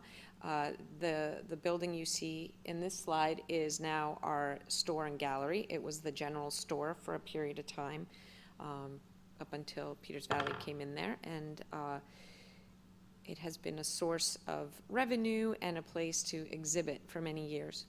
So all the history that has been shared up until I came here to talk to you gives us the resurgence of craft in the 1960s, and basically the groundwork had been laid for an organization like Peters Valley to emerge.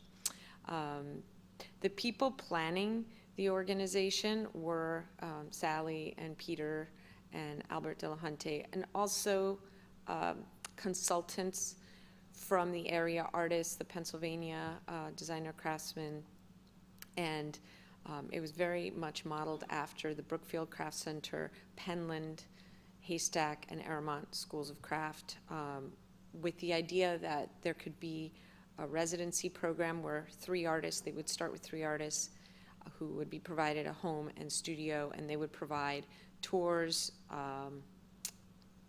demonstrations, and learn to practice their work. So in 1970 it started, and it started in partnership with the National Park Service. So even today we do not own any of the buildings or studios. The National Park does. We are stewards of the buildings and structures, and in exchange for us being there, we provide an interpretive aspect by having the arts in the park. Now, are any of you in this photo in the audience? These are some of the residents in the 1970s. In the summer, there was a potter, a weaver, and a woodworker. Andrew is one of them, right? Andrew Wiltner and Carl C. Muller. I was supposed to have my notes here, but they're not here, so I'm ad-libbing a little bit. So woodworking began right from the beginning as part of a strong program, and Emil Milan came on board to help. He was part of the Pennsylvania Cooperative Extension, and so taught some classes through there. Now, in reading the history of Peters Valley, you know that lots of classes were scheduled and failed over the summers because of people canceling out, or it was tricky to get the word out about the programs. But the craft fair that the park really wanted to see happen as a way of bringing people to the park and raising awareness of it, brought a lot of success to the early Peters Valley with the artists selling work. There were, I think, 36 exhibiting artists. And the first year it brought some money to help run the program. So the next year they started, in 1971-72, they really started thinking about how they could jury and present this work, this craft fair, to be better. So they applied for a grant, got some money to help promote it. And this building here was the original wood studio, and near this area you see the weaving studio, what is currently the weaving studio, but right around the fields, agrarian fields there, the craft fair took place. And there's history that says there were 8,000 people and 7,000 people that came, and the word got out, and the New York Times covered it, and the Star-Ledger. So there was a lot of support. So you see here some examples of the original craft fair, and then a picture today of what we call our open house. That's like a mini craft fair where we do a lot of demonstrations. There's music, there's food, there's craft vendors, but our craft fair proper moved off campus 7 years ago to have more accessibility and accommodate up to 160 exhibiting artists, and that happens in September. Here's a picture that I did use some of the research. This is Emil Milan's studio that's right behind that barn that I showed you earlier, where he taught. And Carolyn Grew Sheridan, I understand, was John Sheridan's wife, ex-wife, who took the photographs there. And John is another woodworker who has made a living and has a business in California. Obviously, I never met Emil. But what really has struck me from the conversations and some of the reading that I've done is that while he was at Peters Valley, he was very connected to the work he was doing and the teaching. He was very connected to the natural environment because obviously he had chosen a home in Thompson, which wasn't far away. The researchers, the team of researchers, sent me a CD with images of Emil's camera, of what he took of his students and the art and the nature that was around him. And you really see what people experience when they are at Peters Valley. In some ways, these neighborhoods that people were living in, and they'd come to Peters Valley to take a class, and they're immersed in a park setting where you have to walk, where you have to weather the elements, where you smell the flowers in bloom and the mosquitoes, you feel them, and you see beaver dams and wetlands. It's a very sort of biologically rich area. There's some serious nature preserves and endangered species that are protected where we live and work at Peters Valley. And many of the people that have taught and been artists in residence there have expressed how much the space, the time, and the interaction with nature has influenced their work. Just in looking through some of the slides, I immediately connected lines, curve, and form that influenced Emil, or came through in Emil's work. And here I like to see how he was photographing his own work, and just to see how he was studying the different angles and the shadows and the light, because as an artist, when I'm trying to capture my work, I'm sort of fixated on the framing, and even with digital technology, it's a little tricky, but he was quite an accomplished photographer. And I didn't put all the pictures in because some of them are kind of private and intimate, but just that nature of the specificity and that microscopic observation in this grand setting of 200 acres that encompass the park, that influenced Emil.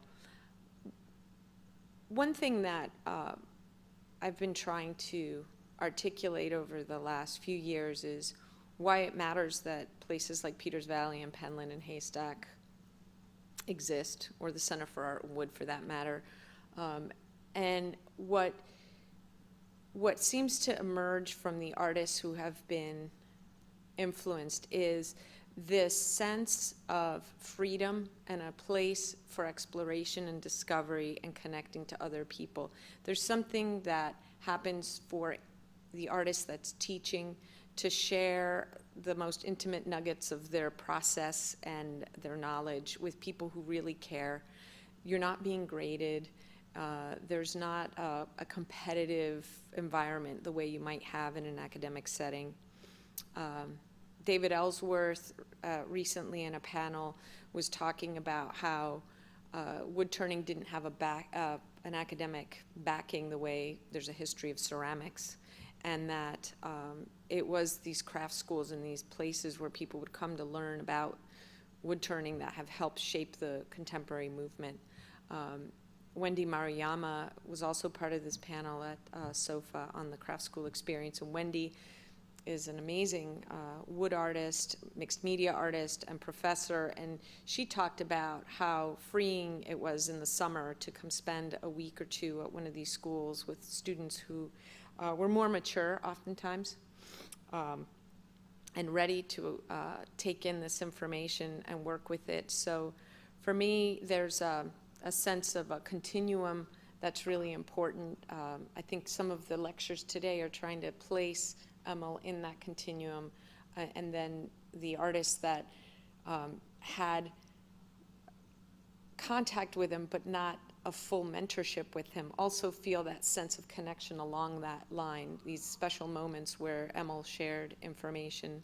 I put in a picture of the Anagama kiln at Peters Valley because this kiln was built between 1979 and 1982, 81, 82, when it was first fired. And it was experimental. They brought a Japanese potter through a grant, and he came several times over a number of years to construct this kiln, and it was the first wood fire kiln that was of public access, the Japanese kiln, in America. And 30 years later, there's a whole movement around that. So when I think about, in particular wood turning, in ceramics for wood firing, I'm sure that in each of the mediums there's something special that has happened because of the fact that master artists, practicing artists, can come and share their inspiration, their knowledge, and their vulnerability even as human beings. And that seems to come out a lot with Emil, that there's a certain sense of gentle generosity that even if he thought of himself as very accomplished, it doesn't seem that there's any kind of major ego or complication, but rather a sense of, oh, you get it, can I give this to you? Peters Valley today has 7 studios, a gallery, and an exhibition gallery where we rotate shows. We offer residencies in the assistantship program. In the summer, we take on about 12 usually college program kids, but sometimes not, young adults and even mid-career people that want to come and help run the studios in exchange for being present in all the workshops and learning from the instructors. And we offer about 150 workshops. They're immersion learning workshops, so you come and live there and eat and work in the studio and in small groups, typically anywhere from 5 to 10 students. We have a photography program, a fine metals program, blacksmithing program, woodworking, wood turning, thanks to a grant from the Wingate Charitable Foundation in 2008, where we got a whole bunch of really nice lathes for the wood studio. Special topics that covers mixed media, mosaics, a lot of glass, cold glass and fused glass and lamp working and painting and caustic, that sort of thing. Our ceramics program is probably our strongest today because we've got great kilns and a really nice space. And the fibers program that has 2 studios, one that's dedicated to weaving and structure, like basket making, contemporary basket making, and then a surface design fiber art studio for dyeing and sewing and printmaking. And we were founded in 1970, and we are 45 years today this year, and it's just so exciting to see people that have been involved with Peters Valley, who are working and have become leaders in the field. I mean, many of our assistants and artist fellows have gone on to run programs at universities, and I think Emil's legacy, to see how this man's passion for his craft and his artistic practice is valid today, and how many of the artists that have been through our program continue to make those influences and help develop the craft. One thing that sort of was interesting to me about Emil was his use of tools, and that the fact that that could cause a controversy, because we all pick up tools when we make our work, even a fettling knife or a reed for a loom, and this automation of equipment. And we're in that same dialogue right now with our capabilities of using computer-aided design and machines to help us develop our vision. And I'm excited to be part of that conversation, and the more passionate it is, I think the more exciting it will be. So I want to thank you and let you know that Peters Valley is available. If you do have a story that you'd like to share with me, I will be here afterwards. You can email me at director@petersvalley.org. We do have an online gallery. We do exhibitions. We have our annual craft fair that's in September, of the last weekend of September at the Sussex County Fairgrounds. And our open house this year is on Sunday. It's always the first Sunday in May, and it's usually from noon to 5. So if you'd like to take a ride up, we're about 3 hours away. And we have a youth art camp in the summer. And that's about it. Thank you so much.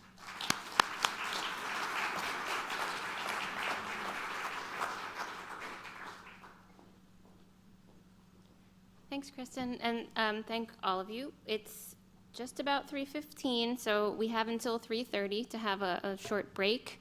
The restrooms are, if you head back down the hallway where you came in on the right side, and just try to be here back at right about 3:30, because we'd like to give our panelists in the second half enough time to say their piece. Thanks.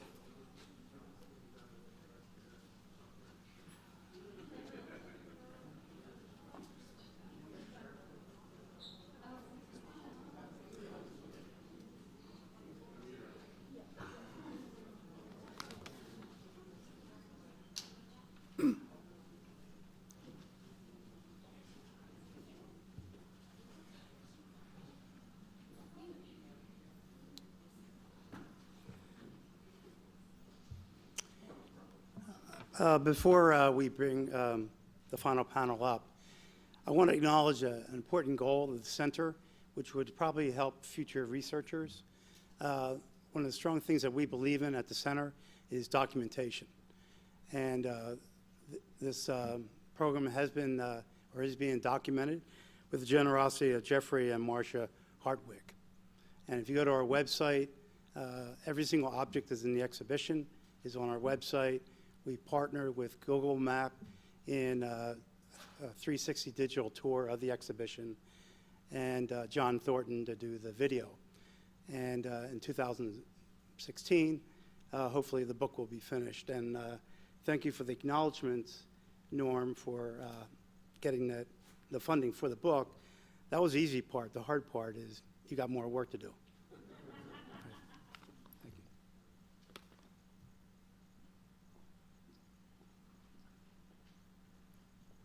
you. So just to the guys in the booth, if you could bring this light down a little and bring some light onto the table for the panelists, that would be great. Thank you. Thanks for coming back, everyone. Thanks again to Albert, and thank you so much to Elizabeth Agro, who's going to lead our next section, which is a panel discussion with the 3 artists who are on the research team and 2 other people who knew Emil and learned from him.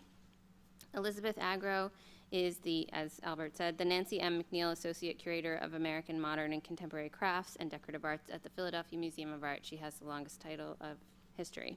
Elizabeth has executed many exhibitions at the PMA, including Craft Spoken Here, and most recently at the Center, Masters of American Craft, the first in an ongoing series in the American Art Galleries at the museum, which is still up now, in Gallery 119, so definitely go check that out.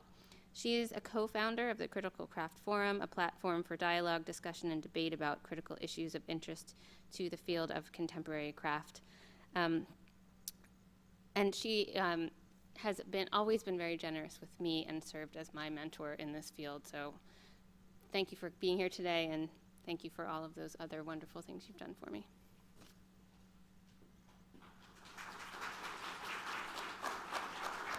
Thanks, Jen.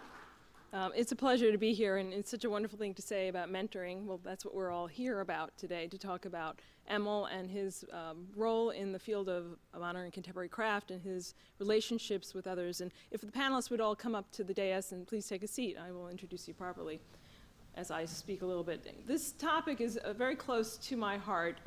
Upon taking the job at the Philadelphia Museum of Art in 2006, this position, the Nancy M. McNeil Associate Curator position, was the first position ever created that would focus on modern and contemporary craft in any major museum in this country. And as a first-time curator at a behemoth like the PMA, it's sort of like being in a family of 12 children and having to knuckle your way at the table to get fed at dinner time. You know, it's a new position, trying to create love and understanding of a field that is so deserving. But this topic specifically is something near and dear because I'm very interested about the mid-century period and the true founding of the field of craft and this idea of World War II as a sort of catalyst. Emil, we had a file on Emil, and like Jennifer, I think we had more than 2 sheets, but Jennifer Zwilling and I had done a lot of initial research, and Emil figured very prominently. And so when Norman called me, or met through the craft show at least, thank you. Yes, I'm short and you can't see me over the projector. The title makes up for the lack of footage. This whole thing started with me and my involvement in the very beginning with Norm Sartorius asking me about Emil, and I said, oh wow, I have a file, and we were able to share. And he invited me in 2008. So it's kind of fitting that we're ending our day with this panel because I began with you in 2008. And I dubbed these 3 men the 3 Musketeers. I mean, it was such a project. Norm and I drove up to New Jersey. We spent a lot of time in your car. We spent all day at the Andersons, and we drove back. I think we spent about an aggregate of 12 hours that day, ending with chili in my dining room. And so getting to know Emil through these 3 gentlemen, through the Andersons, and through just my own research, watching this project blossom from just initial seeds and to see what they have created is really, I mean, anyone who's in the field is particularly incredible. So let me begin this wonderful panel. I'd like to introduce the various characters on this panel, starting with Barry Gordon, if you'd raise your hand for a second. Barry began carving wooden spoons and other utensils in 1977. He had found the calling that he would follow for a lifetime, working with wood to make spoons and objects of elegant simplicity. For much of his career, he carved strictly functional utensils and enjoyed creating pieces that were both useful and beautiful. In recent years, his work has evolved into shaping decorative sculptural objects grounded in spoon and bowl forms. Since the mid-1990s, he has regularly audited classes at SUNY College of Environmental Science and Forestry. The study of Milan's methods plus the coursework, teaching, and writing have led Barry to reflect carefully on his own procedures, techniques, and craft philosophy. Phil Juris, would you raise your hand? Thank you, sir. Phil is a wood sculptor and a furniture maker. Artistic endeavors have permeated his life through pursuits as a craft gallery owner, silversmith and goldsmith, as well as a singer and actor in community organizations. He spent a great deal of time with Emil Milan as a student and good friend. Unknown to anyone at the time, it was through his friendship with Emil that the seeds of this project were first sown. After the closing of his craft gallery in Baltimore in 2009, he moved to Hershey, where he set up his wood studio today. Andrew Wilner. Thank you. Andy learned woodworking in his grandfather's basement woodshop, studied woodworking and sculpture in the graduate program at Virginia Commonwealth University under Alan Lazarus, and was the first woodworking resident at Peters Valley Craft Center. He operated Andrew Wilner Designs for more than a decade in Thompson, Pennsylvania, where Emil Milan was his friend, neighbor, and teacher. He continues to do woodworking as an avocation. Rebecca Dunn Penwell. Ms. Penwell graduated from Alfred University School of Art and Design in 1974. Fellow artists Isabel Parks and Maureen Hullo subsequently introduced her to Emil Milan, and she took a wood carving class from him in 1975. Milan guided Dunn in her continued studies of line and form, and he became a friend and a mentor. They shared many cups of tea while he explained the design elements common to humans, animals, and nature. And Dunn's work reflects Milan's teachings. As an artist, she explores the contrast of the line and curve in order to achieve a balance, and she explains that she draws on Milan's spirit to simplify form in its essence.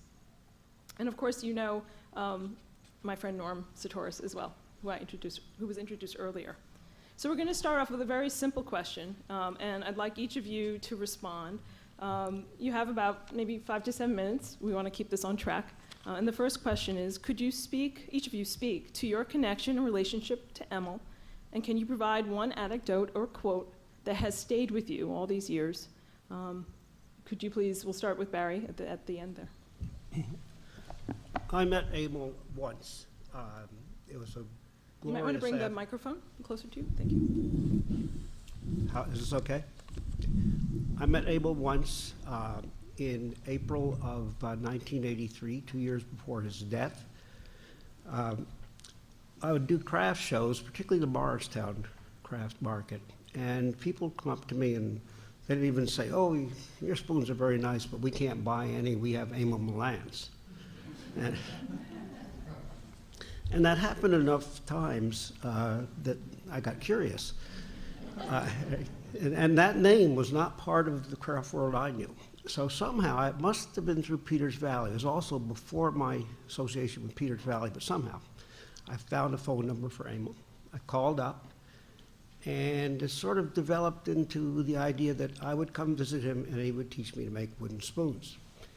But there was much correspondence because he wasn't ready for me to come yet. And then it was too snowy. And then the mud was there. And finally, he gives me permission to come. I drive up there, go down Interstate 81, get on State Route 173, several steps of getting on smaller and smaller roads, and I'm on a very minor road, and come to a dirt road with a little wooden sign there called Milan Road. And by the way, it's officially Milan Road, and I think they have a real sign now. So I turn onto that and realize that Emil hasn't told me where on Milan Road he lives. And I pass a pile of junk that's not it. Wander up this dirt road, and all of a sudden I come to the middle of a dairy farmstead. I didn't know it at the time, but the road continues. I thought that was the end of the road, so I said, this is it. I stop, house on one side of the road, barn on the other. I don't know where to go. There's water pouring out a pipe from the cellar of the house.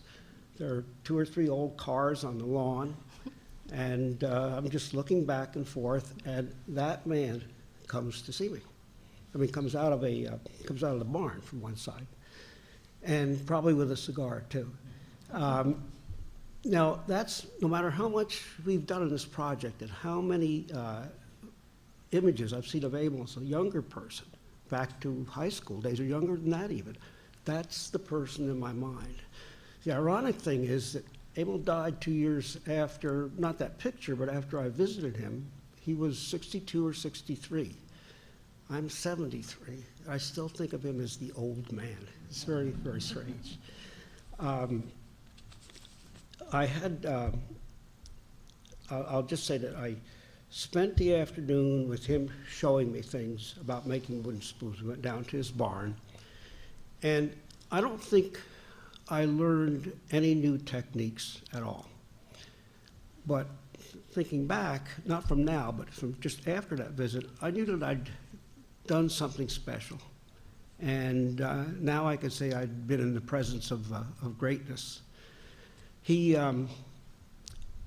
improvised. He had that, even in that condition, great physical strength that he could pick something up and move it on a bandsaw very easily. And he had there's a lot of humor. And he told me 2 or 3 stories that I have remembered all the time. I've written some articles for Woodwork magazine, and I wanted to do one about that afternoon, just that afternoon. And I couldn't figure a way to do it without making it look like I was making fun of Emil, which I certainly was not. I was laughing along with him. But the 2 or 3 stories, and some are better known than others. I asked him about the cars up on the lawn. He said, "Oh, yeah, they're my wood kilns." He had wood in them. That's the way he was solar wood drying. And then at one point, he said he had 3 bandsaws. I was looking around. Emil, you said you had 3 bandsaws. Yeah. I see 2. Oh, the other one's up the house. I said, okay. I figured I might find out later what he meant by that. Went up to his house afterwards in varying states of repair and disarray. And there was a 14-inch Walker Turner bandsaw right in the living room with a pile of sawdust and blocks and everything around it. Found out what he did. And Andy, if Andy wants to elaborate on this, go right ahead. He, towards the end of his life, he was making his mostly spoons and making them from slab wood, the outer part of the trunk that's just sawn off to make rectilinear boards. You get rid of the round part with the bark. And he was making spoons out of that, and he also was using it to heat with. So if he had a chunk that he was going to throw in the stove, but no, wait a minute, this could be a spoon. He would turn on the bandsaw, carve out the spoon, throw it on the floor, and throw the rest of the wood in the stove. That's Emil's efficiency. Instead of having to take it down to the shop and bring it back, that was it. The others, let me mention one thing about that. He would put that wood, again, got the rounded top and a flat bottom. He'd put that in a bandsaw. I watched him do this. And when I draw out a spoon and cut on the bandsaw, I have to do a lot of drawing, then I don't cut that out anyhow. I cut something different out. But Emil just put the slab down, and all you're seeing is bark, and you're seeing it on a curved surface, and he saw the spoon right in there, didn't mark a thing, and he just sawed that out. That was another indication of who I was visiting. So I was kidding him about the beret. I had a beret also at that time. And I said, hey, us spoon makers, we wear berets, right? And he said something, and he said, oh, it's a funny story to mine. He says, I was getting headaches, very serious headaches. And I went from doctor to doctor, and I don't know where he had the funds to go from doctor to doctor, maybe, oh, anyhow. But he did. No one could solve the problem. The headaches persisted.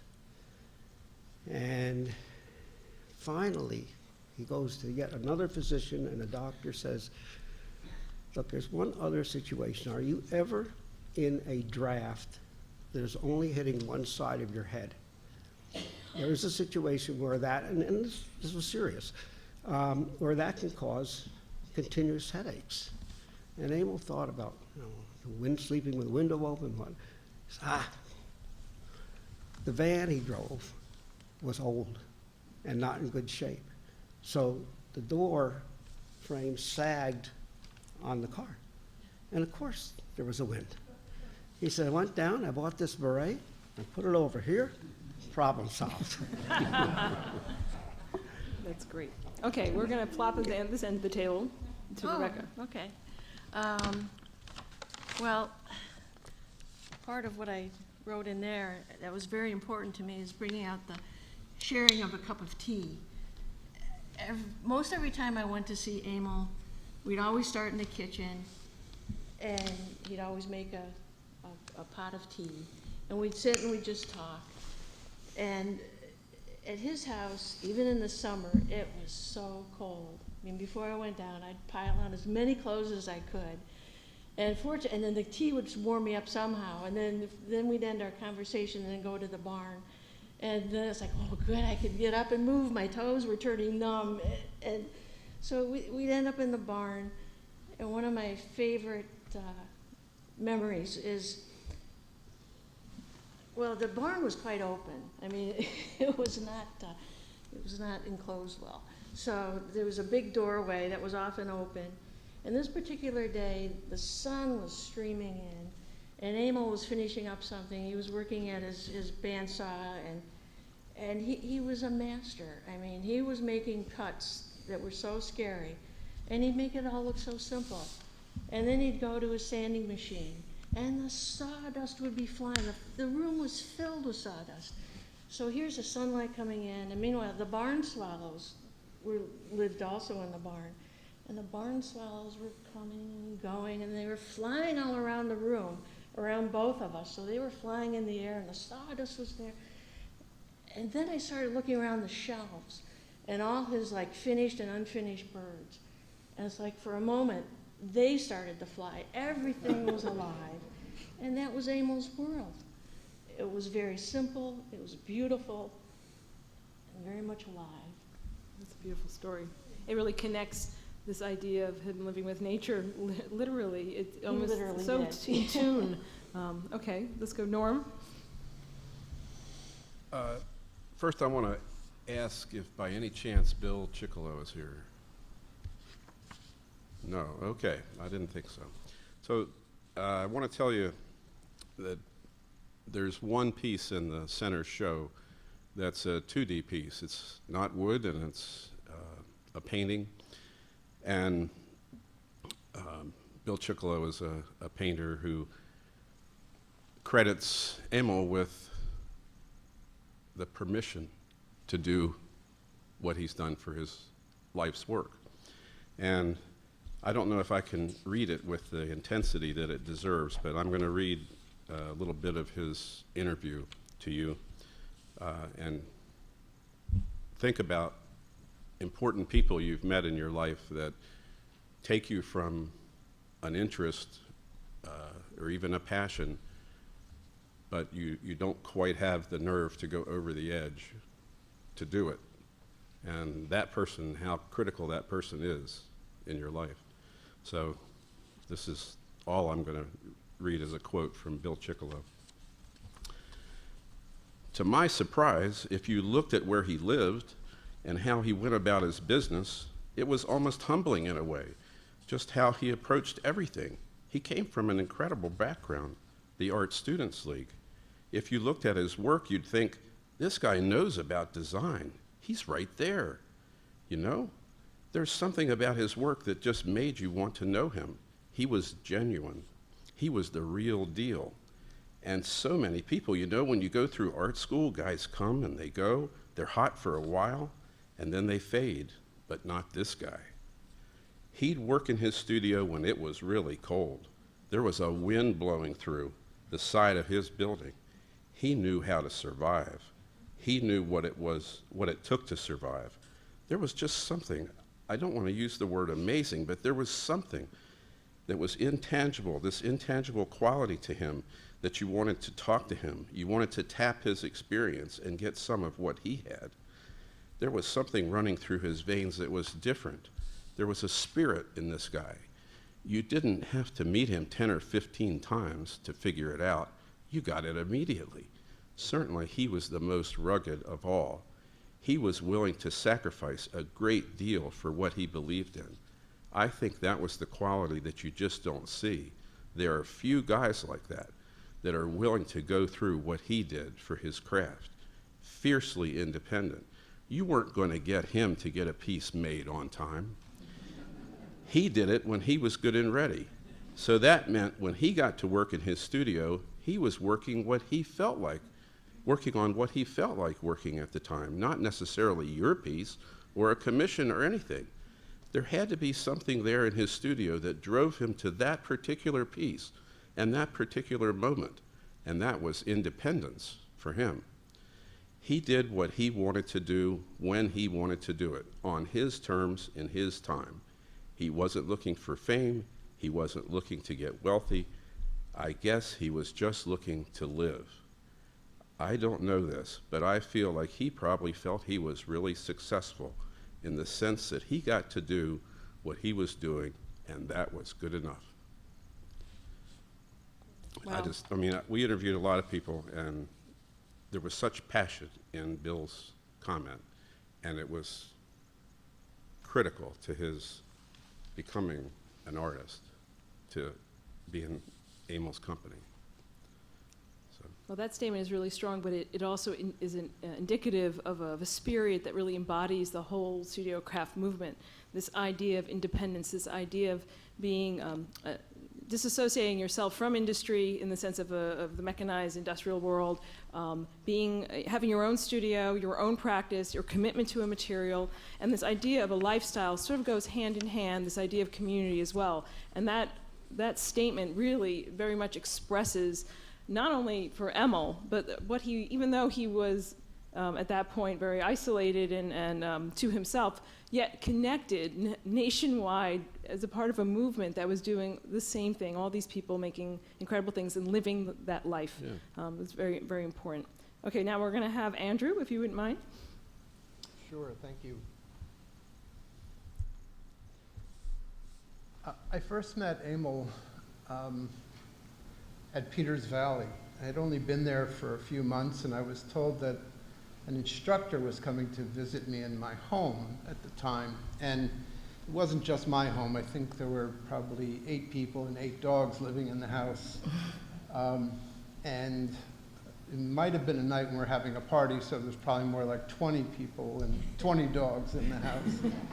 But I thought I'd get a phone call from the office or go somewhere to pick him up from a bus. But at about 9, 10 o'clock at night, Emil knocked on the kitchen door, and there was this imposing fellow at the door, and I said, "Are you the instructor who's staying here?" And he said yes, and he walked into a scene that I'm sure that would have surprised anybody. I mean, there were people mostly under 30. They were using substances. There was lots of music. There were, like I said, he was met at the door by 20 dogs. Each of one had to sniff him and make sure it was fun, that he was fine. And of course, he then walked in, patted them all on the head. They all were his pals immediately, as we became his pals immediately. He became part of our family that was forming at Peters Valley, of these young, inexperienced woodworkers, ceramists and weavers and jewelers who were just getting their first taste of professional practice. So that's how I met him. I have a couple of anecdotes, and then I'll tell another story, and tell me if I'm speaking too long. So one thing about Emil, and it goes back to using his firewood to make spoons, is we had the privilege of taking down a very old walnut tree at Peters Valley. It was coming down, so we cut it down. We took the bole to the large part of the tree to the sawmill, had it cut up, and there was lots of branches left, some of which were big enough to be used for something and others that were not. So I had a small pickup truck at the time, and I filled it full of the leavings. There were twigs and small branches. So I brought them to my house, and I had a chainsaw, and I was cutting up the pieces into firewood. And Emil was walking down my driveway, as he did, to go down the hill to where he was staying. And he only said one thing to me as he saw me cutting up walnut for firewood. He just said, "Barbarian." A second anecdote is a time we were working in Thompson in his barn. It was towards evening, and this horrible smashing and scratching noise started happening outside, and we peeked around the door, and there were 2 black bears that were tearing at the siding at the barn to get at the honey, which was in a hive in between the 2 boards of the barn. And we were trapped. I mean, there was no way where we were going. We went to the top part of the barn and stayed there till the bears went away, and then went back to our respective homes. But most importantly, what Emil did for me is he taught me practice, and he taught me patience, and he taught me skills that I didn't even know I had. One evening, I was working alone in the shop, and I had been struggling with trying to make, and woodworkers and most people who work with plastic materials, or not such plastic materials like wood or metal, but understand that it's not the surface or the edge, but it's the transition that's so important. And when you're carving wood and you're trying to make a shape that's interesting and functional, you can sometimes struggle, especially if you're academically trained and you haven't had a whole lot of experience. So Emil came in that evening and he sat down on a stool next to my bench and just watched. And I think that only one time did he actually pick up a tool and show me how to do something, which is a technique that I think a lot of us use now, which is, instead of hitting the gouge with a mallet, you push the gouge with your hands as you turn the gouge to make a clean cut along a plane. And during that several hours, I would just keep working and look up every once in a while, and he would either nod affirmatively or he would nod negatively. And by the time we were done, I realized I had just been through a master class. That the next morning, I was 4 or 5 times the woodworker I had been the evening before. And that was part of not just Emil's magic, but Emil's talent as a teacher. That's a beautiful story. I think we can all, in our own careers, whether we were working with wood or not, wish we had someone who was sitting across from us nodding or going like that. I can't tell you. Oh, you're so lucky, all of you. Phil, would you end this first question with your comment, please? Emil was a very critical part in my life.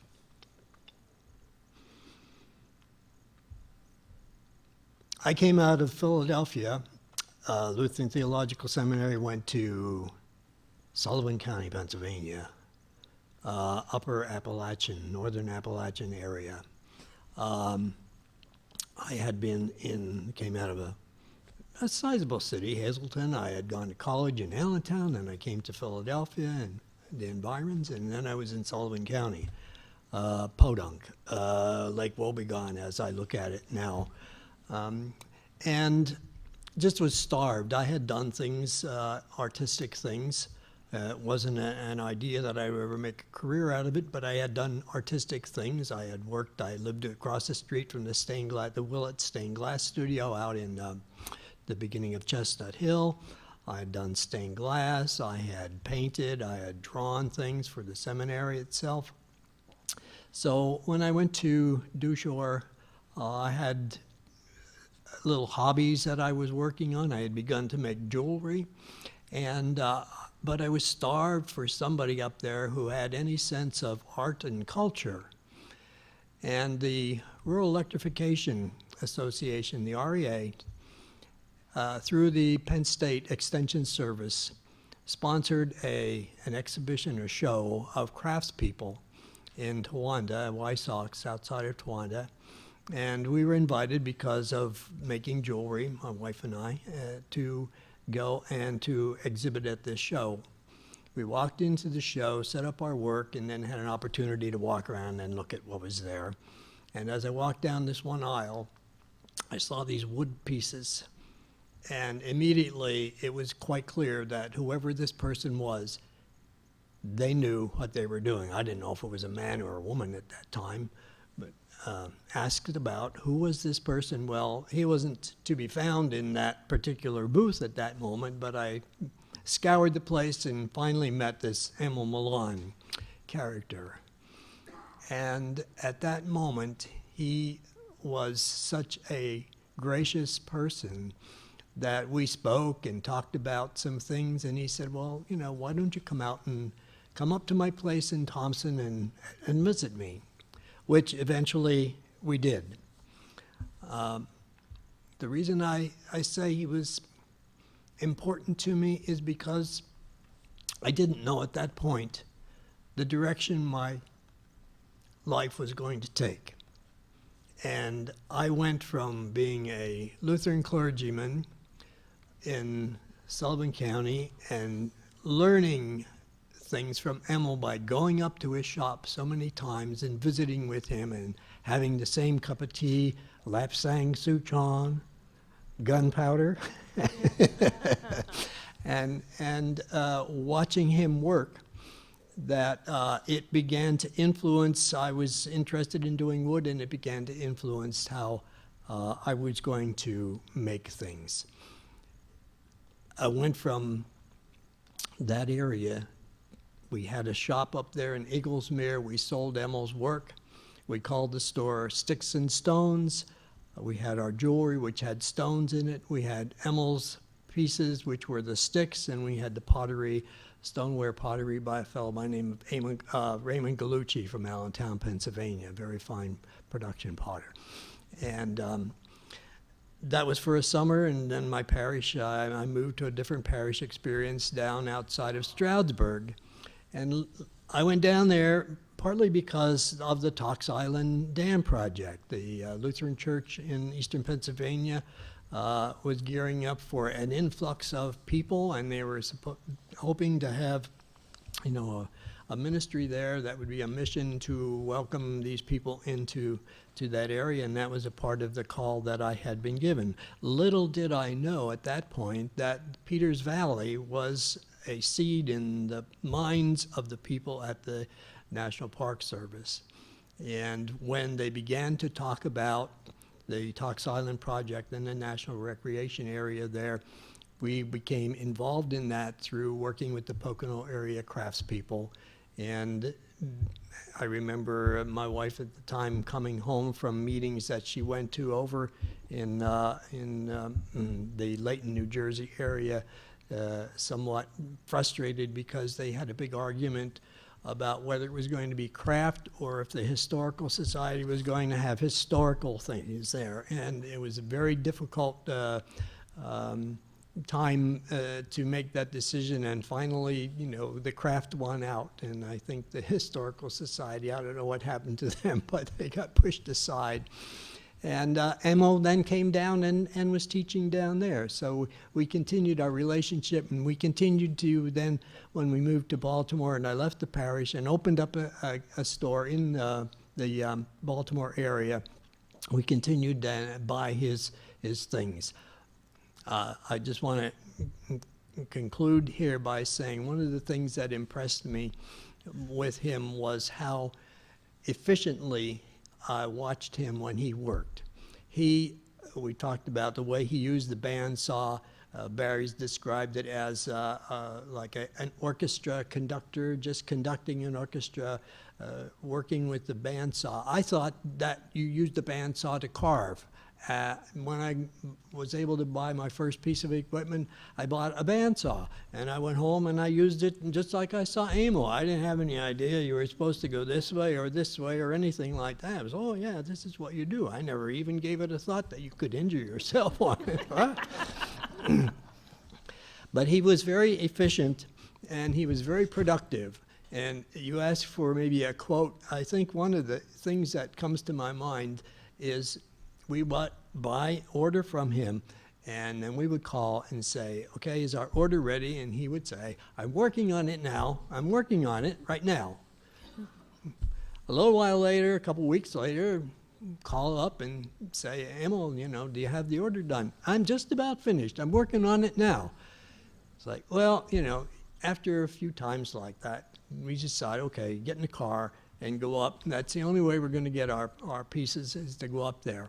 And we would go up, and he would be working on it right then, but he would have the order that we wanted. He would have pieces there, and he would just go, and by the time, we spent a couple hours there, he would have completely finished our order, which I figured he could have done several weeks earlier. We wouldn't have had to go through all that.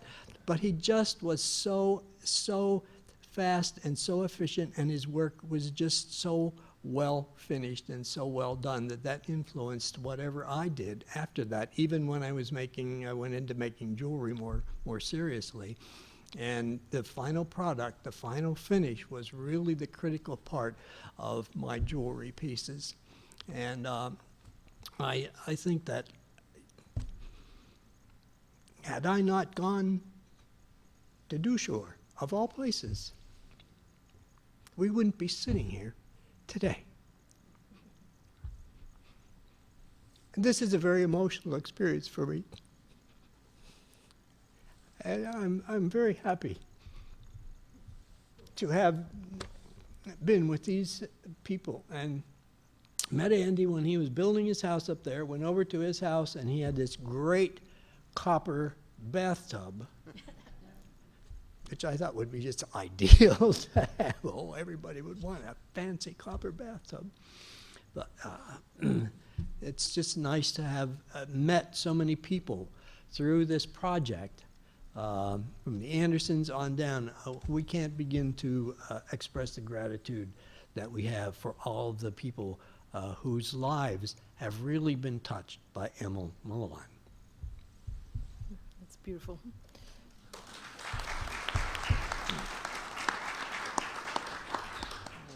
Barry needs to say something. Go. Yeah, no, this would be a good time to do it. There's something that the three of us, I believe, forgot to do at Malvern when we were talking, and I want to do it now. I want to digress and interrupt for 10, 15 seconds to say that the three of us thank Sue, Diane, and Barbara for letting us be who we are.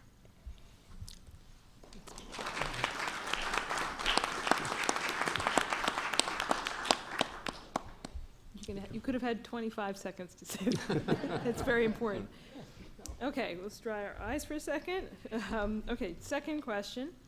Before the research project and this culminating exhibition, in what way has Emil's influence, subconsciously or actively, been present with you in your work ethic or personally? In a way, you've answered that. I didn't know what you all were going to be saying in these questions, but you know, how about during or since this, has this experience of what I, and it sounds callous sounding, you know, digging up, in the field, we sort of dig up the bodies. Emil was lost to us, and you've now brought some light on him. And now that you've all had interactions with him, or through another experience with someone else, he's touched your life and your work. But in this sort of now, this look that you have been forced to, in a way, through this journey, has something else come out in the process of reevaluating or being reintroduced to him? I'll start with Rebecca. Okay. Well, Emil is always present to me. And especially when I'm working, it doesn't matter if I'm carving wood, or if I'm working in clay, or if I'm working in metal, or making a piece of jewelry. His words that he gave me, his wisdom that he shared, his sense of design, it just carries through multimedia. And I think, as far as my own work, what reflects what Emil taught me is the piece I titled Emil that's in the show. And it's like the body is, one side has like a dish shape, and it's a circular, and it's open, and it's his generosity. And there's a fossil rock I used as his head. And I mean, and it was very specific. Fossils, they hold like an ancient wisdom, which that's Emil. And the other side of the rock, it's not like smooth, but it's much smoother. It doesn't have the detail of all the little, fossils. And that's one lesson I remember in his kitchen, he was standing there and telling me, he used his own head. He said, now in design, and in nature, you have, on your face, you have your eyes, your nose, your mouth, it's detail. But to contrast, and you need the contrast, the back of the head is smooth, and that plays against each other. And he said, whether it's, birds or whatever in nature, and he kind of like, through those talks, would kind of have you look closer to details, but also the contrast and how one needs the other, and it forms a balance. And then for years, Emil sat on our piano and didn't have a proper bass. And so I thought a few years ago, I thought, okay, Emil, you need to stand on your own now. And so I went out to my studio, and a really nice piece of walnut kind of came to me. And I was kind of like thinking about, okay, what shape? And I have one of his little templates of his salt dishes, so one of his bowls.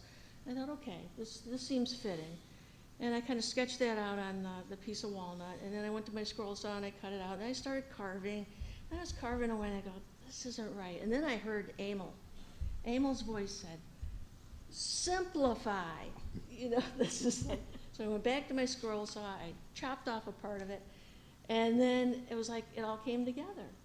And it was like I could hear him. It's like, simplify your forms. You know, there's sometimes too much clutter.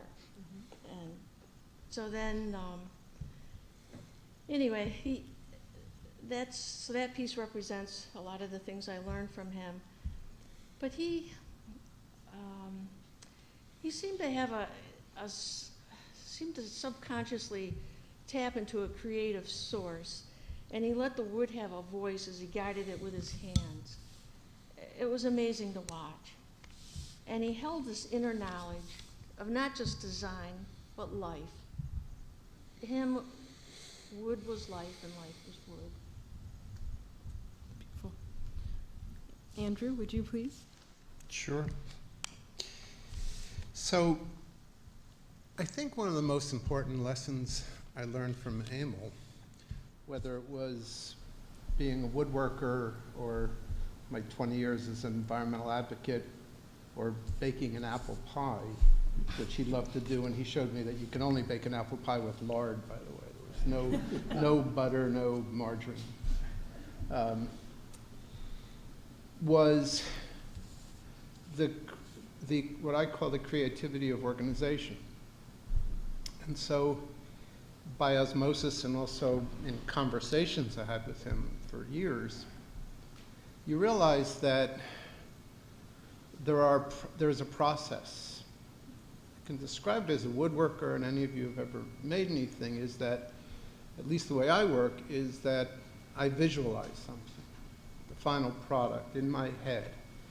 And sometimes I'll draw it or make a plan for it with the idea that that's the vision is where I'm working to.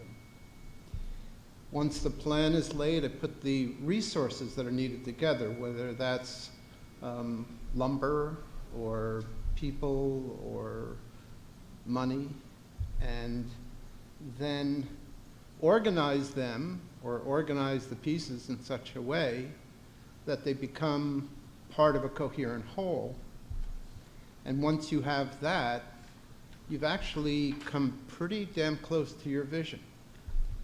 And so it was a long time before I understand how to synthesize that, and I think I only really understood it when I stopped doing woodworking as a vocation and began to take on other things. And when I was expected to be a manager of people, which was the last thing in the world I wanted to be, but I knew that if I stuck to that method, then all the rest of it would fall into place. So it was, he taught me to envision what the final piece will look like, what the final product outcome is, and then figure out how to put it all together so that you could get there in a logical way. And it's an important life lesson for me, and it was certainly important to me as a woodworker and then in later careers. Phil?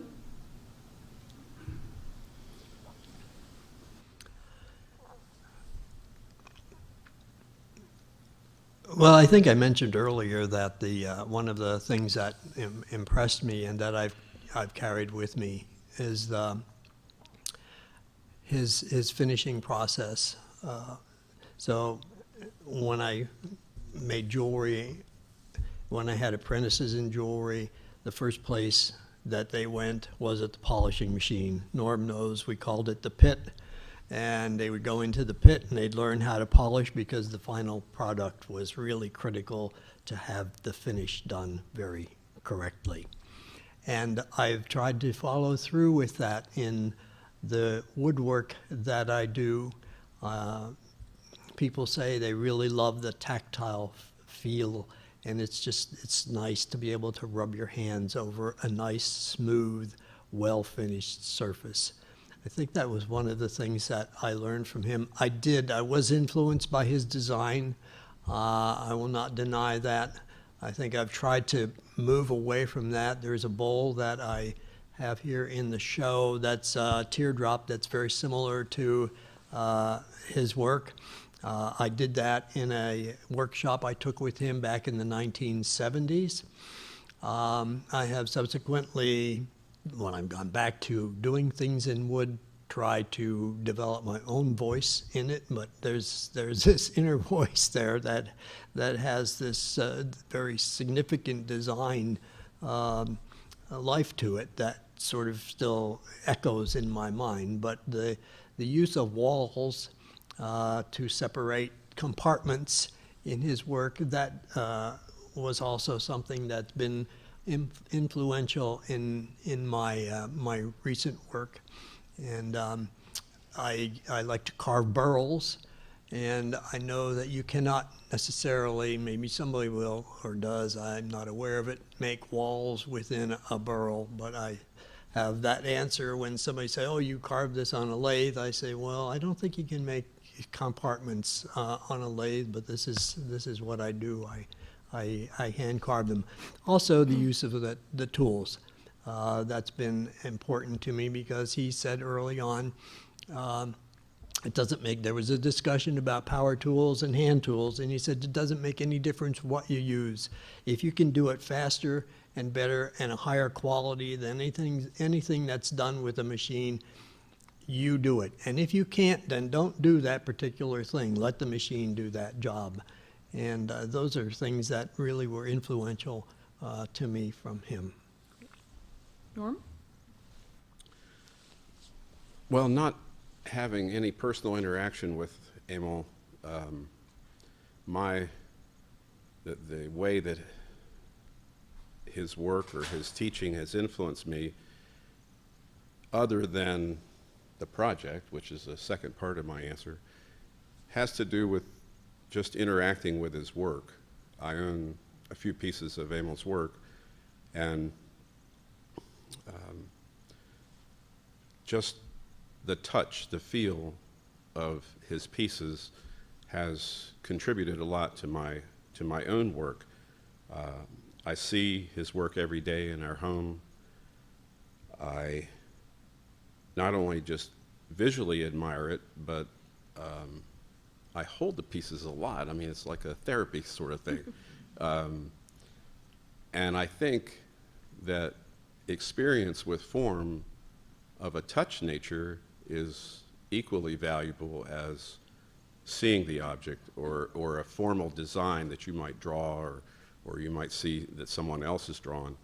And I think you develop a touch vocabulary like you have a visual vocabulary, and you take that into the shop. And as I'm working, I'm using one of my favorite sculpting tools in the shop is a 6-inch wide, 3-inch diameter pneumatic drum. I don't have the full Emil, I just have the partial Emil. I don't have the slack belt, but that's been a critical tool to my whole career, and I love working on it. And the few times that I have taught, I don't teach a lot, my students, who are mostly novices, absolutely love that tool right from the get-go, that they can move wood so quickly and create curved surfaces just seemingly with ease on that tool. And even though I've used it my entire career, I still feel that way, and it's the thing I would probably miss the most in my shop if I had something happened and I lost my equipment or something. I would hate that. But the other part of effect, if we're doing both the before and after, is the project itself. And work on bringing back Emil has made me so aware of how easily great work and great people can slide away and be almost forgotten. The Center for Craft, Creativity, and Design actually has I mean, I couldn't believe that day when I found out about that there was actually something that someone had decided was worthy of support, that was what we were doing. Usually funding, I thought of, went to graduate students, curators, experienced, proven writers. I was just ecstatic that they would give us that grant. So recovering great talent from the erosion of time or the neglect of the artists themselves or their families or the context in which they work, it goes away really quick. And in my PowerPoint, I showed slides of Edgar and Joyce Anderson, who both recently passed, and their history and their paperwork and everything is still in one place, or largely in one place. And I dearly hope that someone attends to that and doesn't leave them in the circumstance that Emil was in, requiring the unlikely revival that we've been through.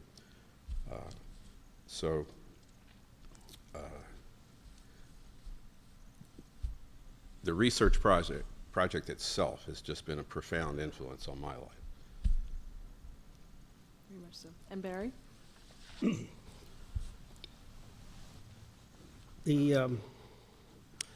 I came into the craft world through sort of the back door in an unorthodox way. I think it was easier to do that in the 70s than it would be now. And I had no design training whatsoever, unfortunately. And I wanted to make tools. I was more interested in tools than anything that had the word art in it. So I started making the utensils and continued. But I thought that, well, I'm sort of limited because I don't have this training. Therefore, all I can do is make tools. I can't go beyond it. I'm not sure what I'm talking about is going beyond it, but I can't go elsewhere. And now in the last couple of weeks, I've thought about this explicitly. It probably sunk in after I visited Emil, and had been with me ever since as I've expanded to making more sculptural, non-functional things. I think Emil provided validation for me, because here was this man who had all the training. He went to the Art Students League. He did the figurative sculpture that I couldn't do. But yet he chose to make his functional sculpture. It might have been strictly an economic decision, but that's what he was doing.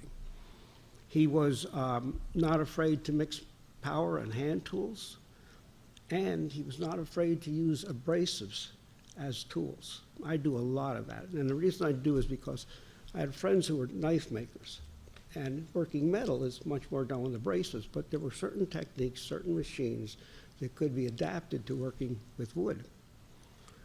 So, knowing that this man who wasn't forced to only make functional sculpture, he could have done something else, chose to with those methods that I liked, made me feel, maybe I'm not so as limited as I thought I would be.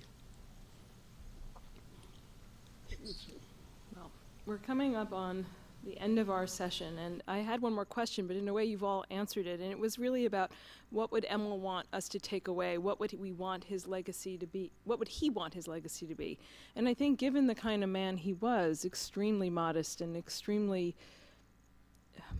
to himself, in a sense, through all of you and all your connective tissue, whether it was direct or indirect through this project, he's left an incredible legacy for us. He's left us something not only through each one of you and your words, but his work.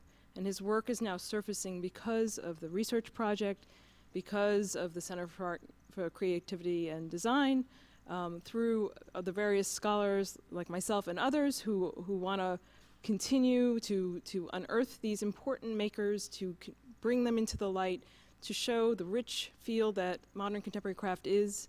And it's all thanks to researchers like yourself, people like yourself who will speak up and bring Emil to the surface, to our awareness, to the Center for Art and Wood, who is constantly pushing the envelope in bringing us great examples of these artists and their great work. And I thank everyone for allowing me to share the stage with you today. Thank you, Jennifer Zwilling and Albert, for inviting me today. It was a real honor. So I think Jennifer's going to wrap us up, and I thank you again.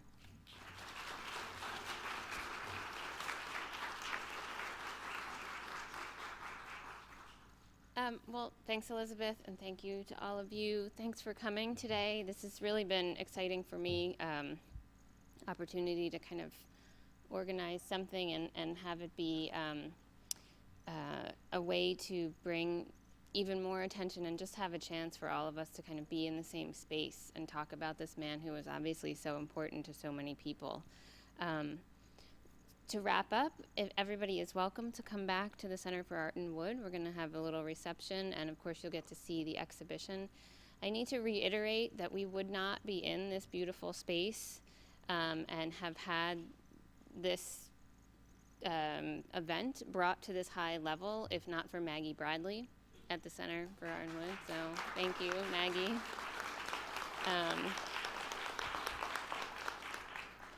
And thanks to the people in the booth over there who got to record our talk today. I hear there's some live editing going back there, so it sounds exciting. And I know that our friends from Peters Valley brought some brochures for those of us who haven't been there. They're on the front of the stage right there. If you need directions back to the center, if you need help, we'll all be milling around for a bit, but I personally am going to be walking, so if anybody wants to walk, we can kind of have a parade, an Emil parade. So thanks.